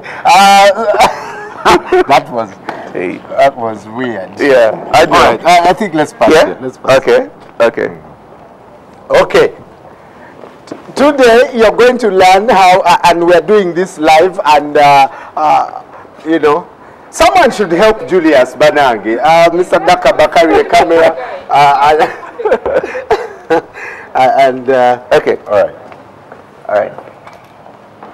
And we'll see. All right, let's get this going, and this is serious business. Mr. Julius. All right. So Julius, you might need to boost your light, I think. Yeah. But let's go in there and soap over there. Okay. So typically, in good places like at the Serena and in some, there's soap, liquid soap or solid soap. So I'm just going to get some soap. But here's what you do. First of all, yes, you might want to get in. First of all, you need to wet your hands. So just have some water running, a little water running. Wet your hands. You first wet the hands. You wet the hands because you need soap to form a lather, a chove. So you get the soap, get enough soap, form a lather. All right, like that. Then wash in between here. Do that in between the in between the fingers because there's lots of germs there. All right. So I'm doing it slow motion. You do it over here because sometimes the germs there. Over there. Then there's this. Just that thumb. Right. That thumb over there. Then you do this for the inside the palms, and then you're ready to. So if you just can look at the dirt that's coming off there. Okay. So there's lots of that. Chris, you're really dirty. Yeah? No. Every hand, all hands are dirty. Yours too would be that dirty. So now, I just wanted to show you that you can do it in under 1 minute. Right? So I'm just going to try the same procedure. Let's just time it, okay? Right? All right. So let's get the timer. Let's go. All right. Hands wet. There you go. Chovu. There. There you go. And then you rinse. That's like 35 seconds. Or less. Actually, or less. Yeah? Yeah. So it's under a minute. And your hands are perfect. Now, do you know something? In many places they have a towel. That thing is dangerous. No, because the guy is coming from here and hasn't washed with soap. Dries their hands on the towel. When they've just waited. Yes, when they just did hand wetting. Then you come and use soap and then you use the same towel. You're going out with the germs. Right. But in places like here where there is some cloth, some paper towels, you can use that. Or you actually shake the hands dry and you're good to go. Right. Hands washed. Perfect. Do you want to try it? Because I don't know. Alright, so you said the basics are you first wet your hands. Yes, absolutely. Wet your hands. Yes. Get the soap. Yes. And then you form a lather. A chove. You first form the lather. Yes, because that chove is what pulls the germs off your hands. Okay. Yeah. And then you first wash it yeah? Then over. And then okay, you could do that. You could do that or take it round like that. Here, like that. Like this? No. Like this? Yes. And then like that. Right? Then over here. And over there. Then you do this. Then you do this? No. Look. Yes, like that. Because you're scrubbing. And then turn it over. Yes. And then you rinse. Really? Yeah. And that's it? Yeah. And if someone had long fingernails, they would have to clean them. But most people don't have long fingernails. Yeah. Yeah. But because the whole point is reducing the germ load. Not taking out completely. No, soap does actually take it most of. But sometimes you touch a door and one. But what's on the door is not as bad as the stuff that comes from this side. Gram man, when he grew up, 1 million letters says 1,000 bacteria. I think someone also says that if you flush the toilet while it's open, you're exposed to a lot of germs. Yeah, the business side is different.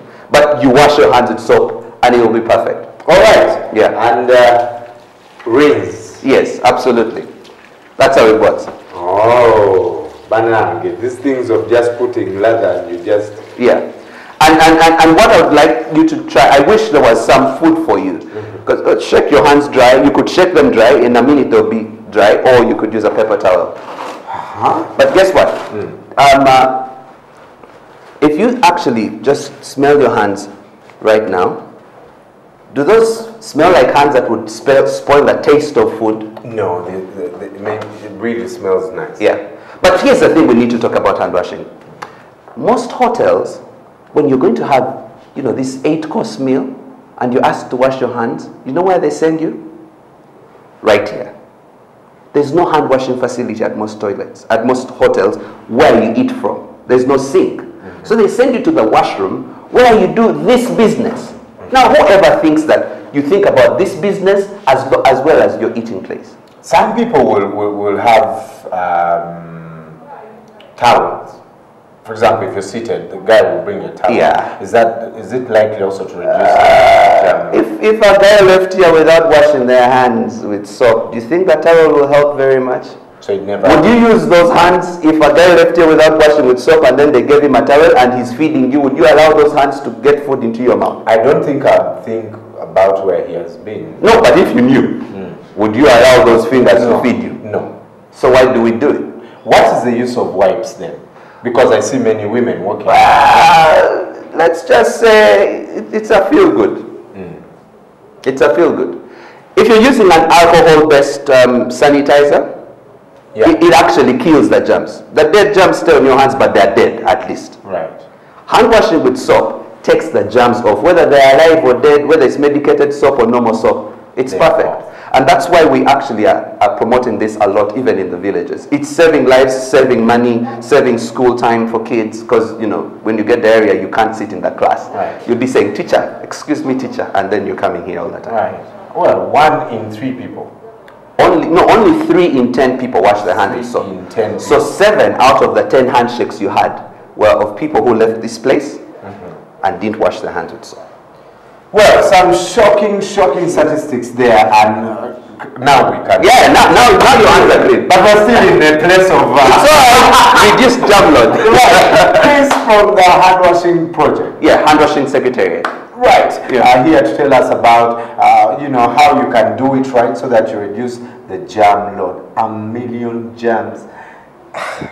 It's very hard to fathom. But yeah, there you have it. I hope from today you just learn these basic things, basic primary healthcare things that we learned in school. And somehow when we leave school, we forget about it. Head over to our Facebook page, Morning at NTV. You can shoot a video of yourself washing hands. Yeah, absolutely. Maybe Chris can hook you up with some sanitizers in a couple of weeks. But Yeah. standing by is Isma. Isma, Man United shocking people all over the world and definitely doing a good job last night. What did you think?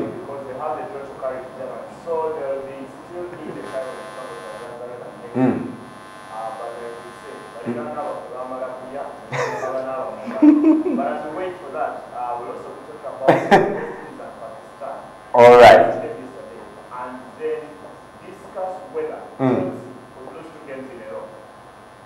Okay, well, we'll talk about that and more in a couple of minutes. Man United, I was very proud of you. Isma will break it down in about 2 or 3 minutes. Stay with us. Good morning.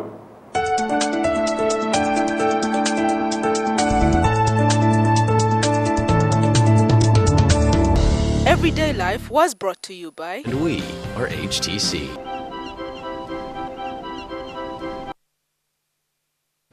Wangula Cash with Orange. Play and win up to 100 million shillings. Simply SMS the word WIN to 156. Answer simple questions and earn the highest points to win. Win 300,000 shillings daily. Win 750,000 shillings weekly. Win 2.5 million shillings monthly. And win a grand prize of 25 million shillings.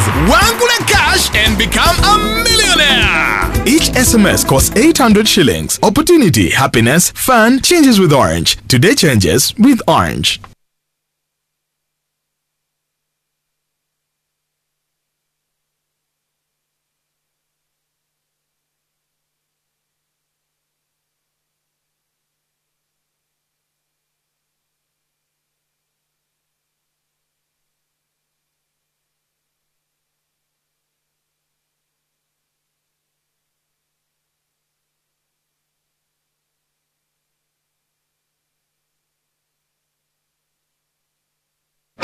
Wangula Cash with Orange. Play and win up to 100 million shillings. Simply SMS the word WIN to 156. Answer simple questions and earn the highest points to win. Win 300,000 shillings daily. Win 750,000 shillings weekly. Win 2.5 million shillings monthly. And win a grand prize of 25 million shillings.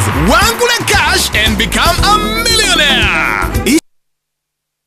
12 beautiful girls all looking for love, and we guarantee that each one of them will go out on a date. But will it work out? Only time will tell as we follow their magical dating experience on Be My Date. Your personality will matter, and the bachelor has to be screened by all these ladies. We're going to have fun as we find love on Be My Date. And whoever said finding love was hard, On Be My Date, we will break the rules. Finding love is going to be an interesting experience that you all want to be a part of. Be My Date is a brand new dating show that is a must-watch on the station that turns on your world. My name is Anissa Fabiola and I'll be your host. To find a date, visit our Facebook page and inbox us your details. Be My Date. Dating made easier. Coming soon on NTV.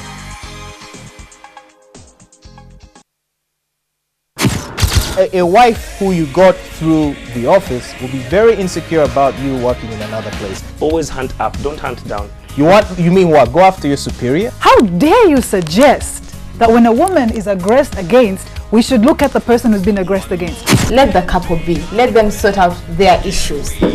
When they need you, then you'll come in. Prostitution is being given a new brand. All I know is that I connect people. Let's not choose to open our zips and do whatever our urge is, because I don't think that an urge is stronger than your will to say no. People attach a lot of questions, shame to HIV. I do not believe that when you wear a short dress you should be a rep. Marrying a wife is like having assured sex.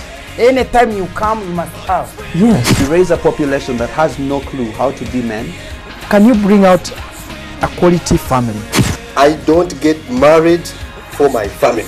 Men, every Wednesday only on NTV.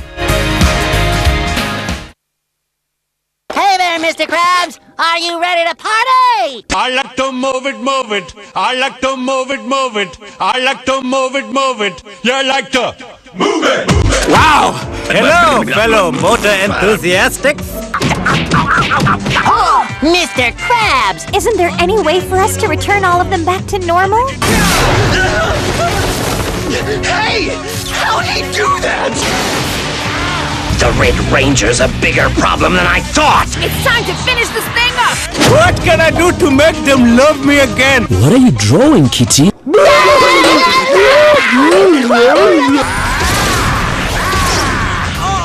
Rangers? Yeah! That's a mega win! Hello? King Julian, you are truly inspiring. Ow! SpongeBob! Fantastic!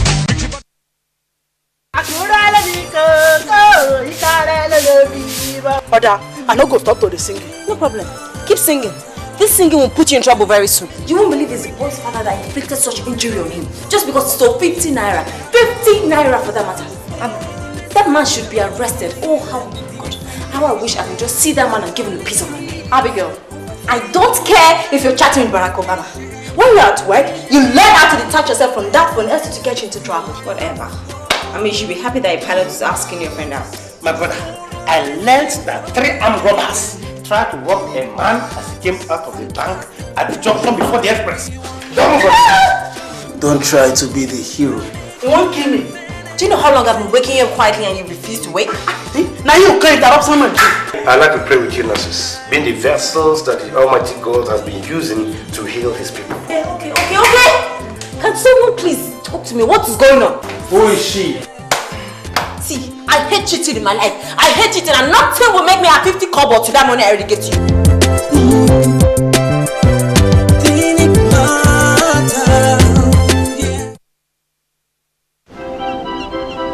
Every idea we have begins with you.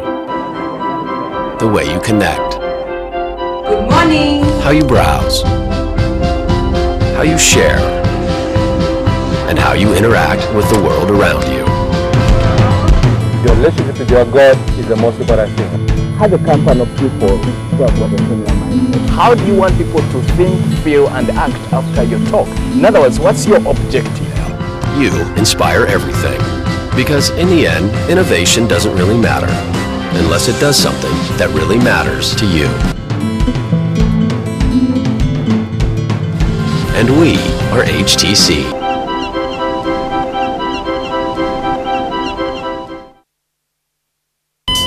Running out of airtime can happen to anyone. The next time you recharge, simply dial *161# to get going again.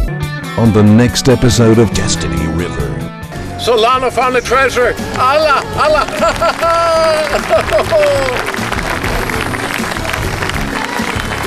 Are you all right? Are you jealous because he's carrying her, huh? I'm not jealous, you fool. Stop teasing me, Federico. I'll carry you home too. Here. Stop, Fred. Only you trust the good intentions of Max Martinez. He is our father. That doesn't make him a saint. Destiny River.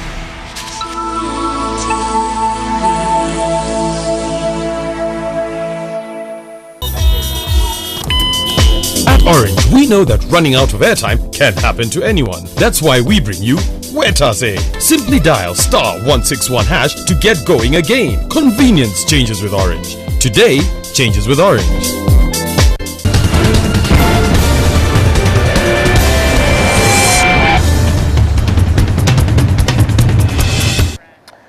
It's about 12 minutes on to 9 o'clock, and man, what an eventful hand washing experience. I am sorry guys, I cannot shake your hands because y'all have jams.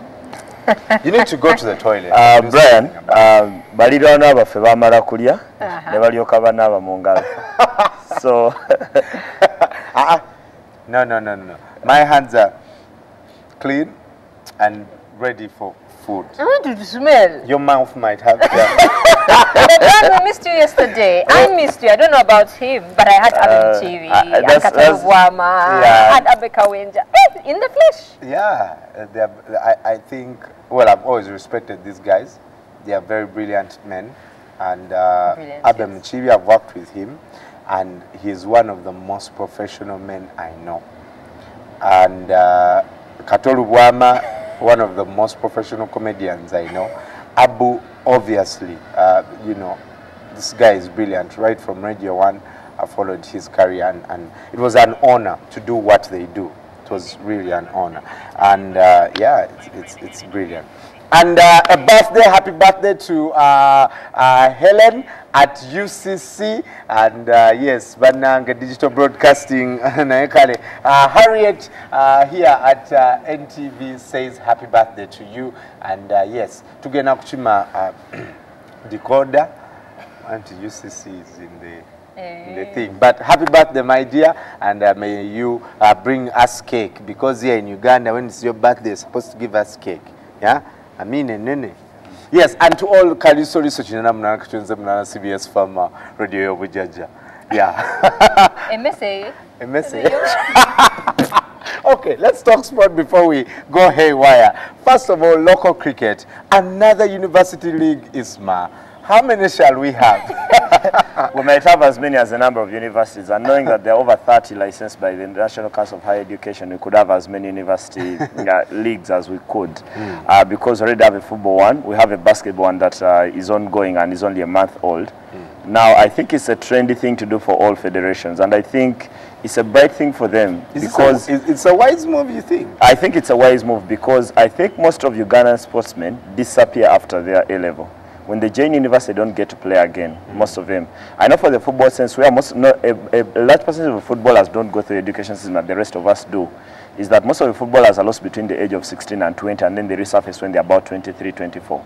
Now, in all the other sports, I think all sportsmen I know, the ones I played with in high school, and I'm not even close to an active sportsman, as you would say. I'm probably not even half a talent. I'm not even talent at all. They disappear, I think, from our faces at that kind of age. When they join university and get busy with books, and then they are released from the bondage and the exile of being in a fence, and then they are released into the world, that's when they stop playing. So we could have as many. I would love to see as many university leagues as we could in Uganda, especially knowing that in some countries, for example in the US, high school and college sports probably generates even more money than the professional sport. I've seen coaches, for example, in college football teams who earn much more than coaching in the National League or coaching in the NBA. So it's that kind of thing. I think it's a good move that we could have as many of these university, many of these federations form university leagues just to tap into that kind of market that they haven't. And while it's trendy, for me, it's that you're selling the product, I think, of sport to a larger percentage of people. of society, because if Makerere has about 40,000 students, okay, let's take away 15,000 who are barely there. The 25,000 who are there probably are some of those you could sell to. So I think in economics it's a bit of a market. It's a bit of the market, and for me it's a bright move by the Cricket Association to go that way. Beautiful. You actually piqued my interest in cricket with this Bangladesh ICC 2020 that's happening. Yesterday, your prediction, you lost. Pakistan versus West Indies. And you remember I told you that these are the two most unpredictable sides in yes, cricket. you did say that, but you said you'd give it to Pakistan. Now West Indies became the last team to qualify for the semi-finals. And I think they did that because they scored 82 of the final 5 overs of their 20.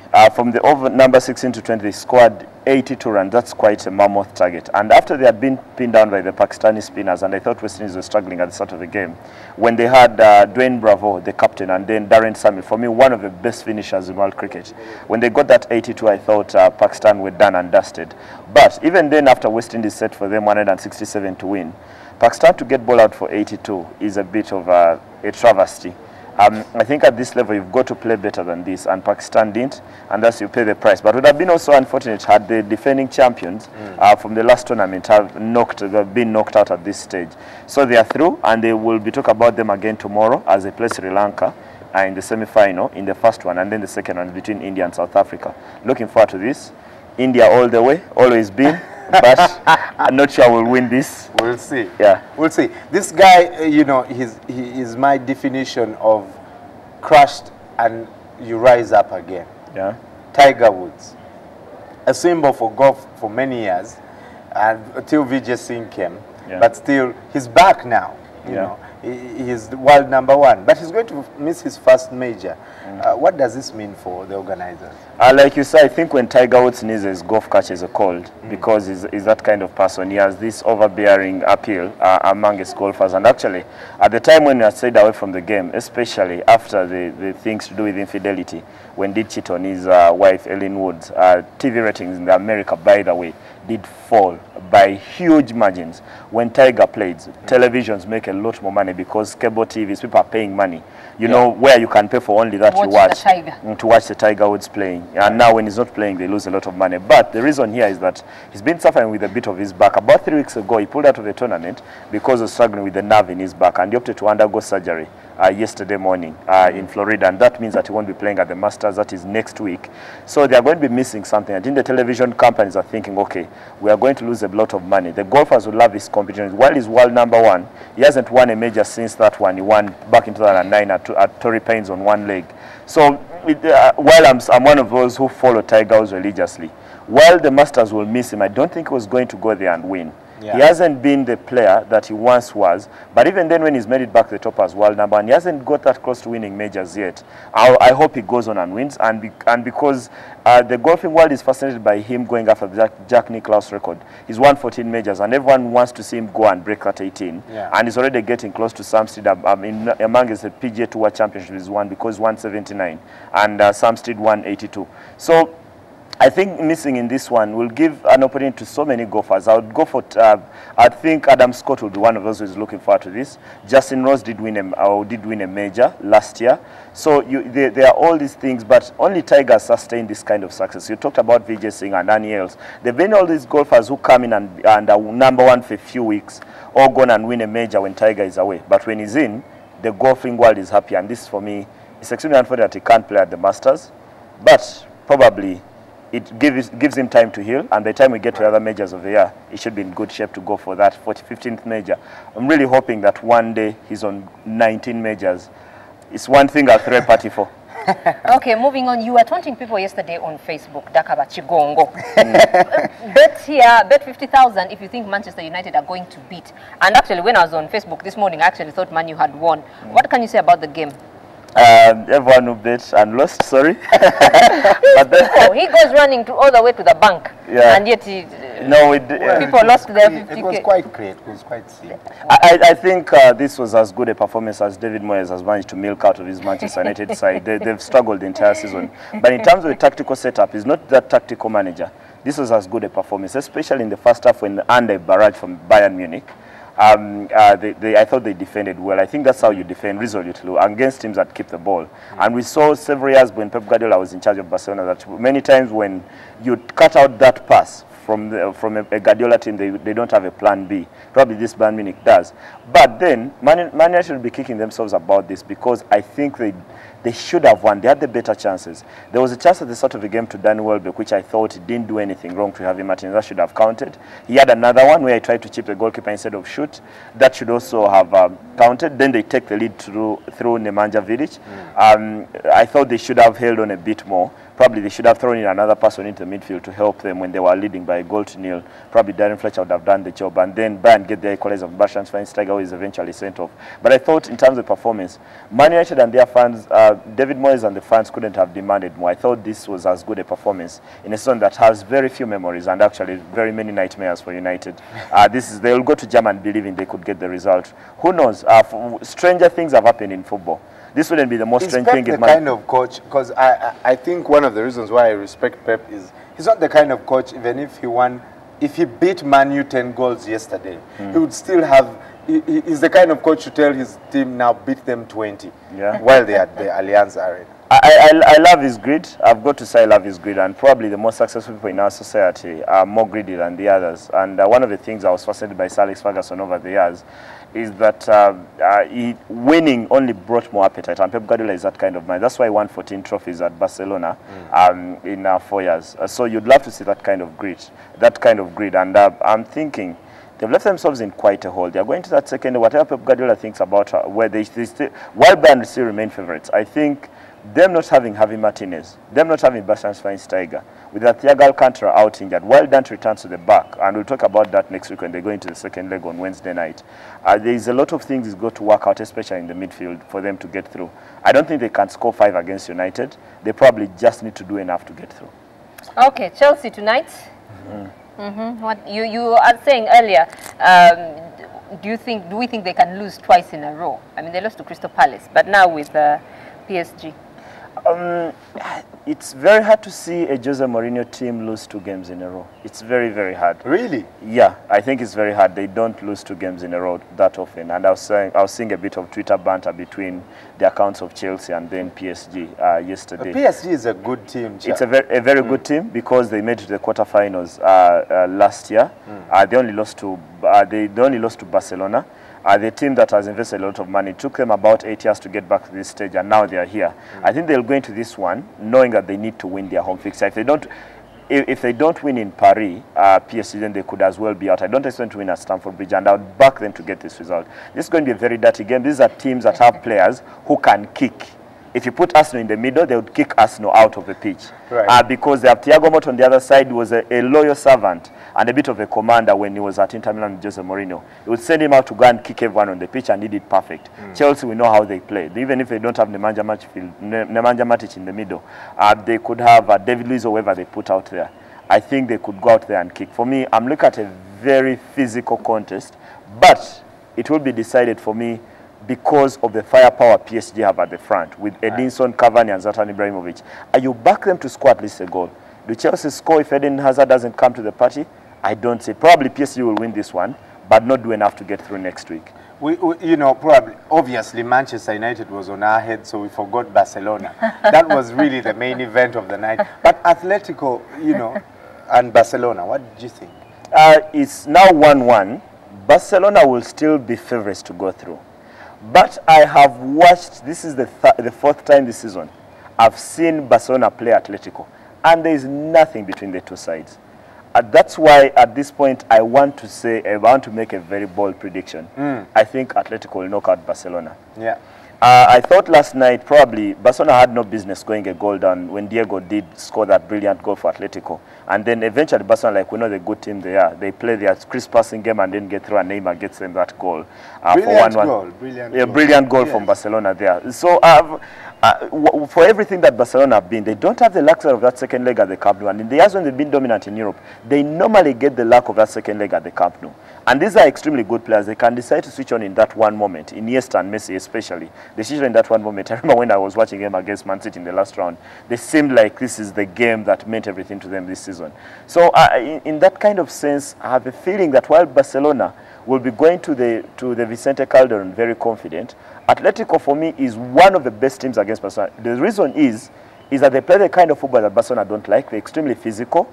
They can play on the break. They have so many ingredients in there that they are the exact opposite of Barcelona. So it's a bit of unlike poles attract. And when these unlike poles attract, probably I'd love to see Atletico be the South Pole in this, because I think they're going to knock out Barcelona.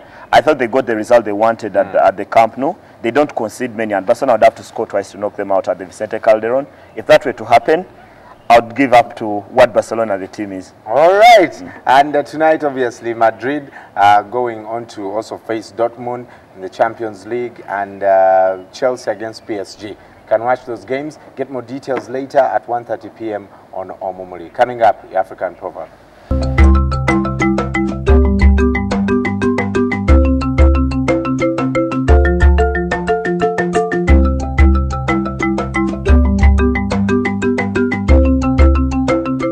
Bring up a child, so he'll be. Now, not moving on, but following your statement yesterday, the town mouse and the village mouse. So the village mice are brought up to know, they don't know the TVs and they don't know, so that's how they... They are always like... Don't take me to that rabbit hole. No, but I think it's true, the way you bring up a child. Whichever mammal you are, if you are a village mouse or a town... Again, a rabbit hole. But the mouse is just right in your head, right? Yeah. You know, obviously, the kids that have grown up in well-to-do families will grow up, you know, with the same attitude to work, to life, okay? But also, I've seen people who, and it's funny, you have the ability to adapt to new things. If you've grown up poor, you don't have to be Brian, one of the last things probably, you need to pick up a book on the book that the former Vice President Gilbert Bukenya wrote. It's quite inspiring. What's it called? I don't even remember the title, but his autobiography, Gilbert Bukenya. His mom, Yalia Fumba Waraji. See where he made it. And Professor in public health, also used to do Waraji there on Gaza Road. Well, to all the mothers, the parents, make sure today you start something for your child, because that's more likely what there will be in the future. From us to you, it's been an awesome pleasure being with you, chilling out.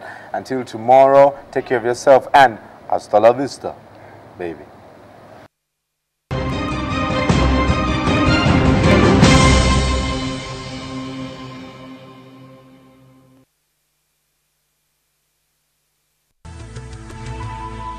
NTV, turning on your world. You are becoming what you most hate.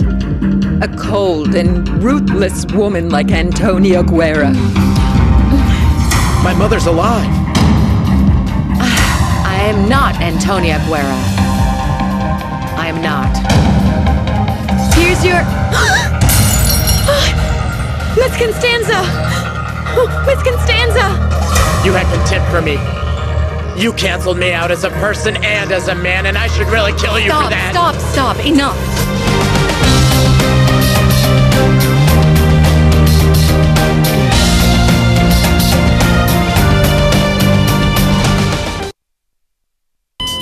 Running out of airtime can happen to anyone. The next time you recharge, simply dial *161# to get going again. On the next episode of See, people are giving careless names. You just find yourself, and then you're going to see what will happen. Some years from now, we are going to have people who are named Sitting Room John, Bathroom Eddie, Gomanya. I hear he was in Marago, and Mchika was caught urinating in a sink. Can you imagine such a story? That the doctor found him urinating in a sink, so he said, Sebo, why are you urinating in a sink? The Mchika looked at him and said, go on your knees.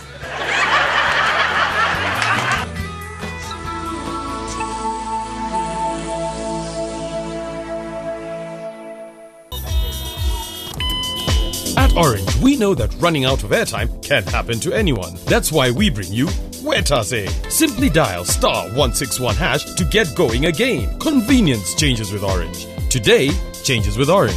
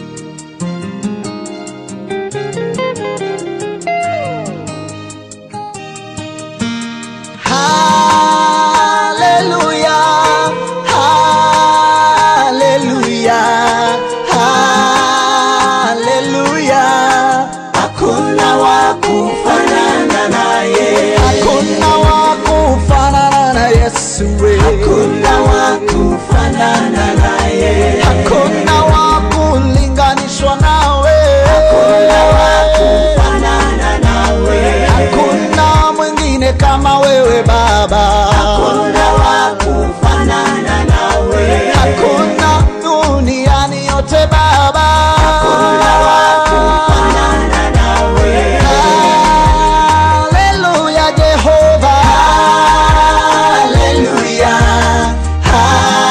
haleluya, hakuna wa kufanana naye. Inuliwe Baba, inuliwe, inuliwe, hakuna wa kufanana nawe. Alinifilia msalabani, hakuna wa kufanana naye, akazibeba dhambi zangu zote, hakuna wa kufanana naye, akachukua masikitiko yangu, hakuna wa kufanana naye, magonjwa yangu yote akajitwika, hakuna wa kufanana naye. Pokea sifa, pokea sifa, pokea sifa, hakuna wa kufanana nawe. Inuliwe Baba we, inuliwe, inuliwe, hakuna wa kufanana nawe, hakuna wa kufanana na Bwana, hakuna wa kufanana naye, hakuna wa kufanana na nisi, hakuna wa kufanana naye. Ukiinua unainua kabisa Baba, hakuna wa kufanana nawe.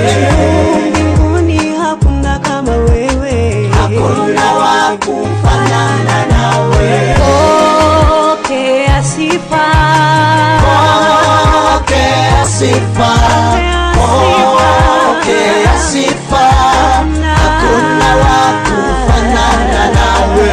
Pokea sifa, pokea sifa, pokea sifa, pokea sifa, hakuna wa kufanana nawe.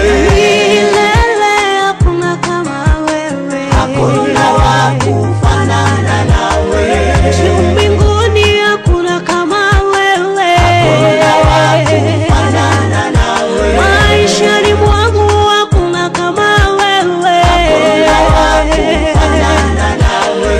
oh, hakuna kama wewe, hakuna wa kufanana nawe. wewe watosha, wewe watosha, wewe watosha, hakuna wa kufanana nawe. upewe sifa, upewe sifa, upewe sifa, hakuna wa kufanana nawe. oh, upewe sifa, hakuna wa kufanana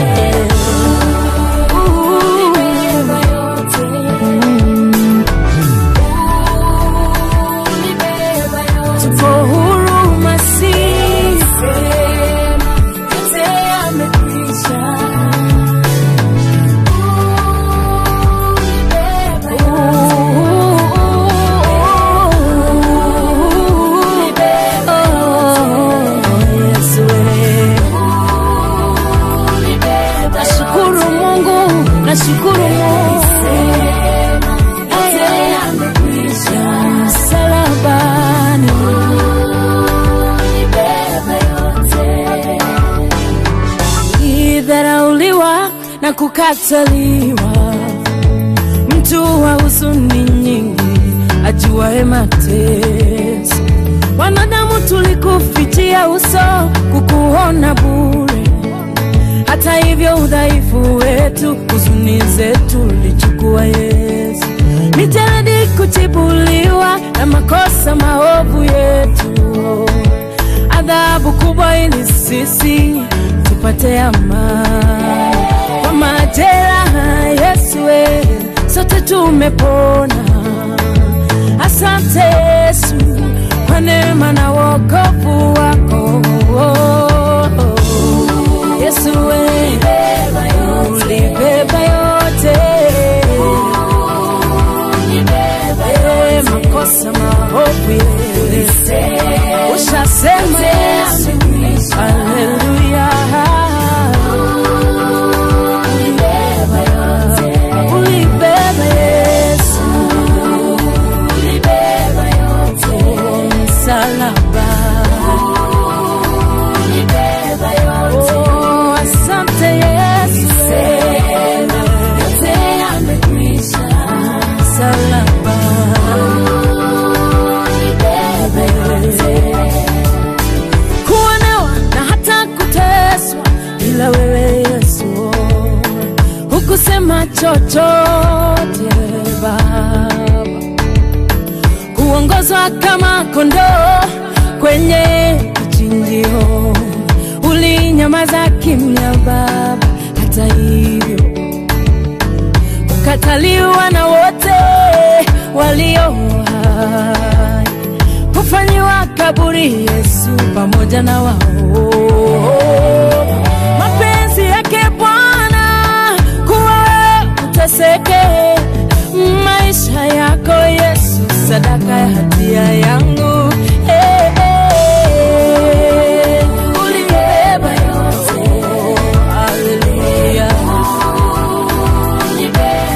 Nashukuru sasa Baba, ushasema, haleluya.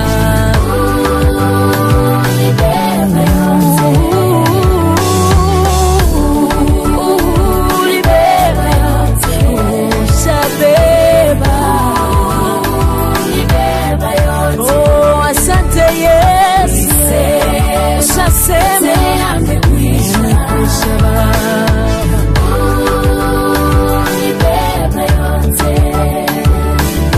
Uliyamimina maisha yako hadi mauti, kuhesabiwa pamoja na sisi wakosaji.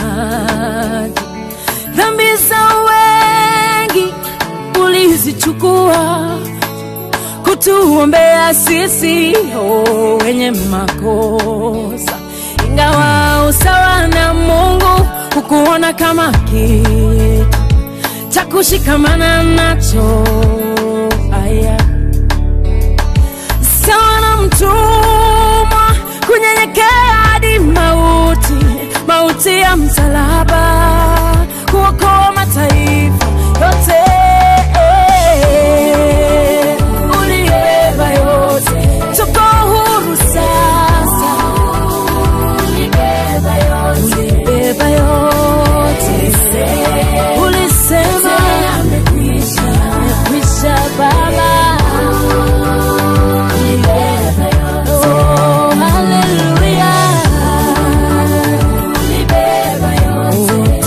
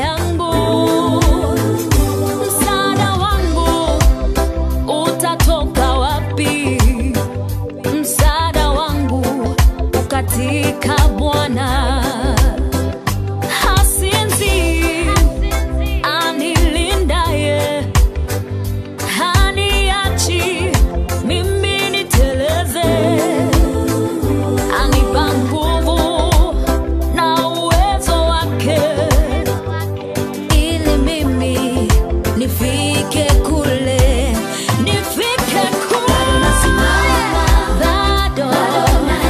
Bado naendelea, bado najikaza, nifike kule.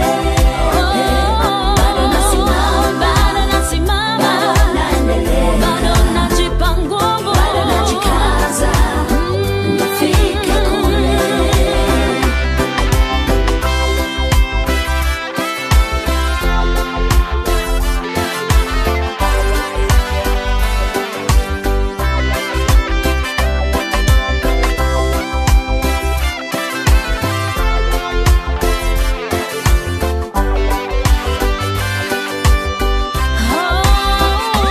Bado nasimama,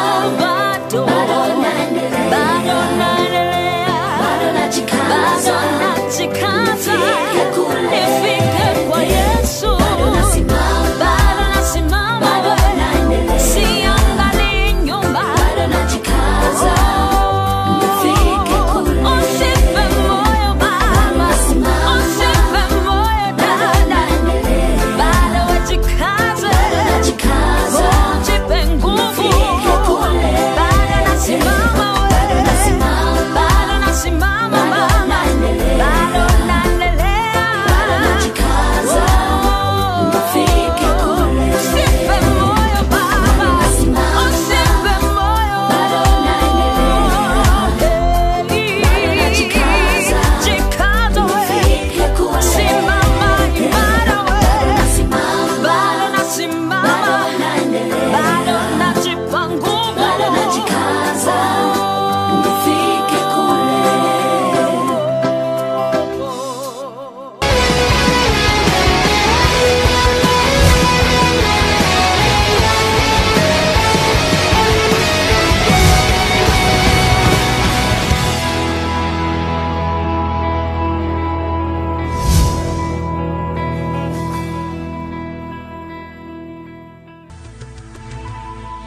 NTV, turning on your world.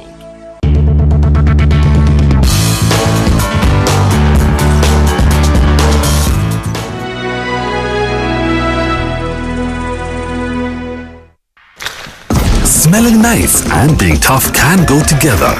The freshness of fabric conditioner is now combined with the best ever stain removal of Omo. New Omo, best ever stain removal with fabric conditioner freshness. You are becoming what you most hate.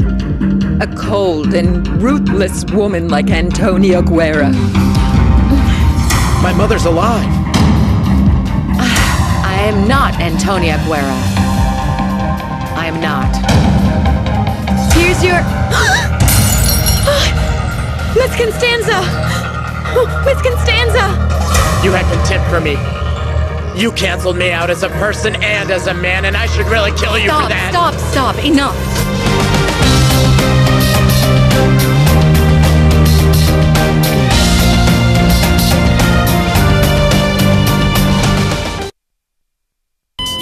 Running out of airtime can happen to anyone. The next time you recharge, simply dial *161# to get going again.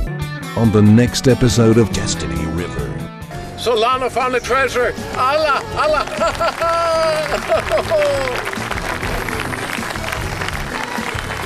Are you alright? Are you jealous because he's carrying her, huh? I'm not jealous, you fool. Stop teasing me, Federico. I'll carry you home too. Here. Stop, Fred. Only you trust the good intentions of Max Martinez. He is our father. That doesn't make him a saint. Destiny River.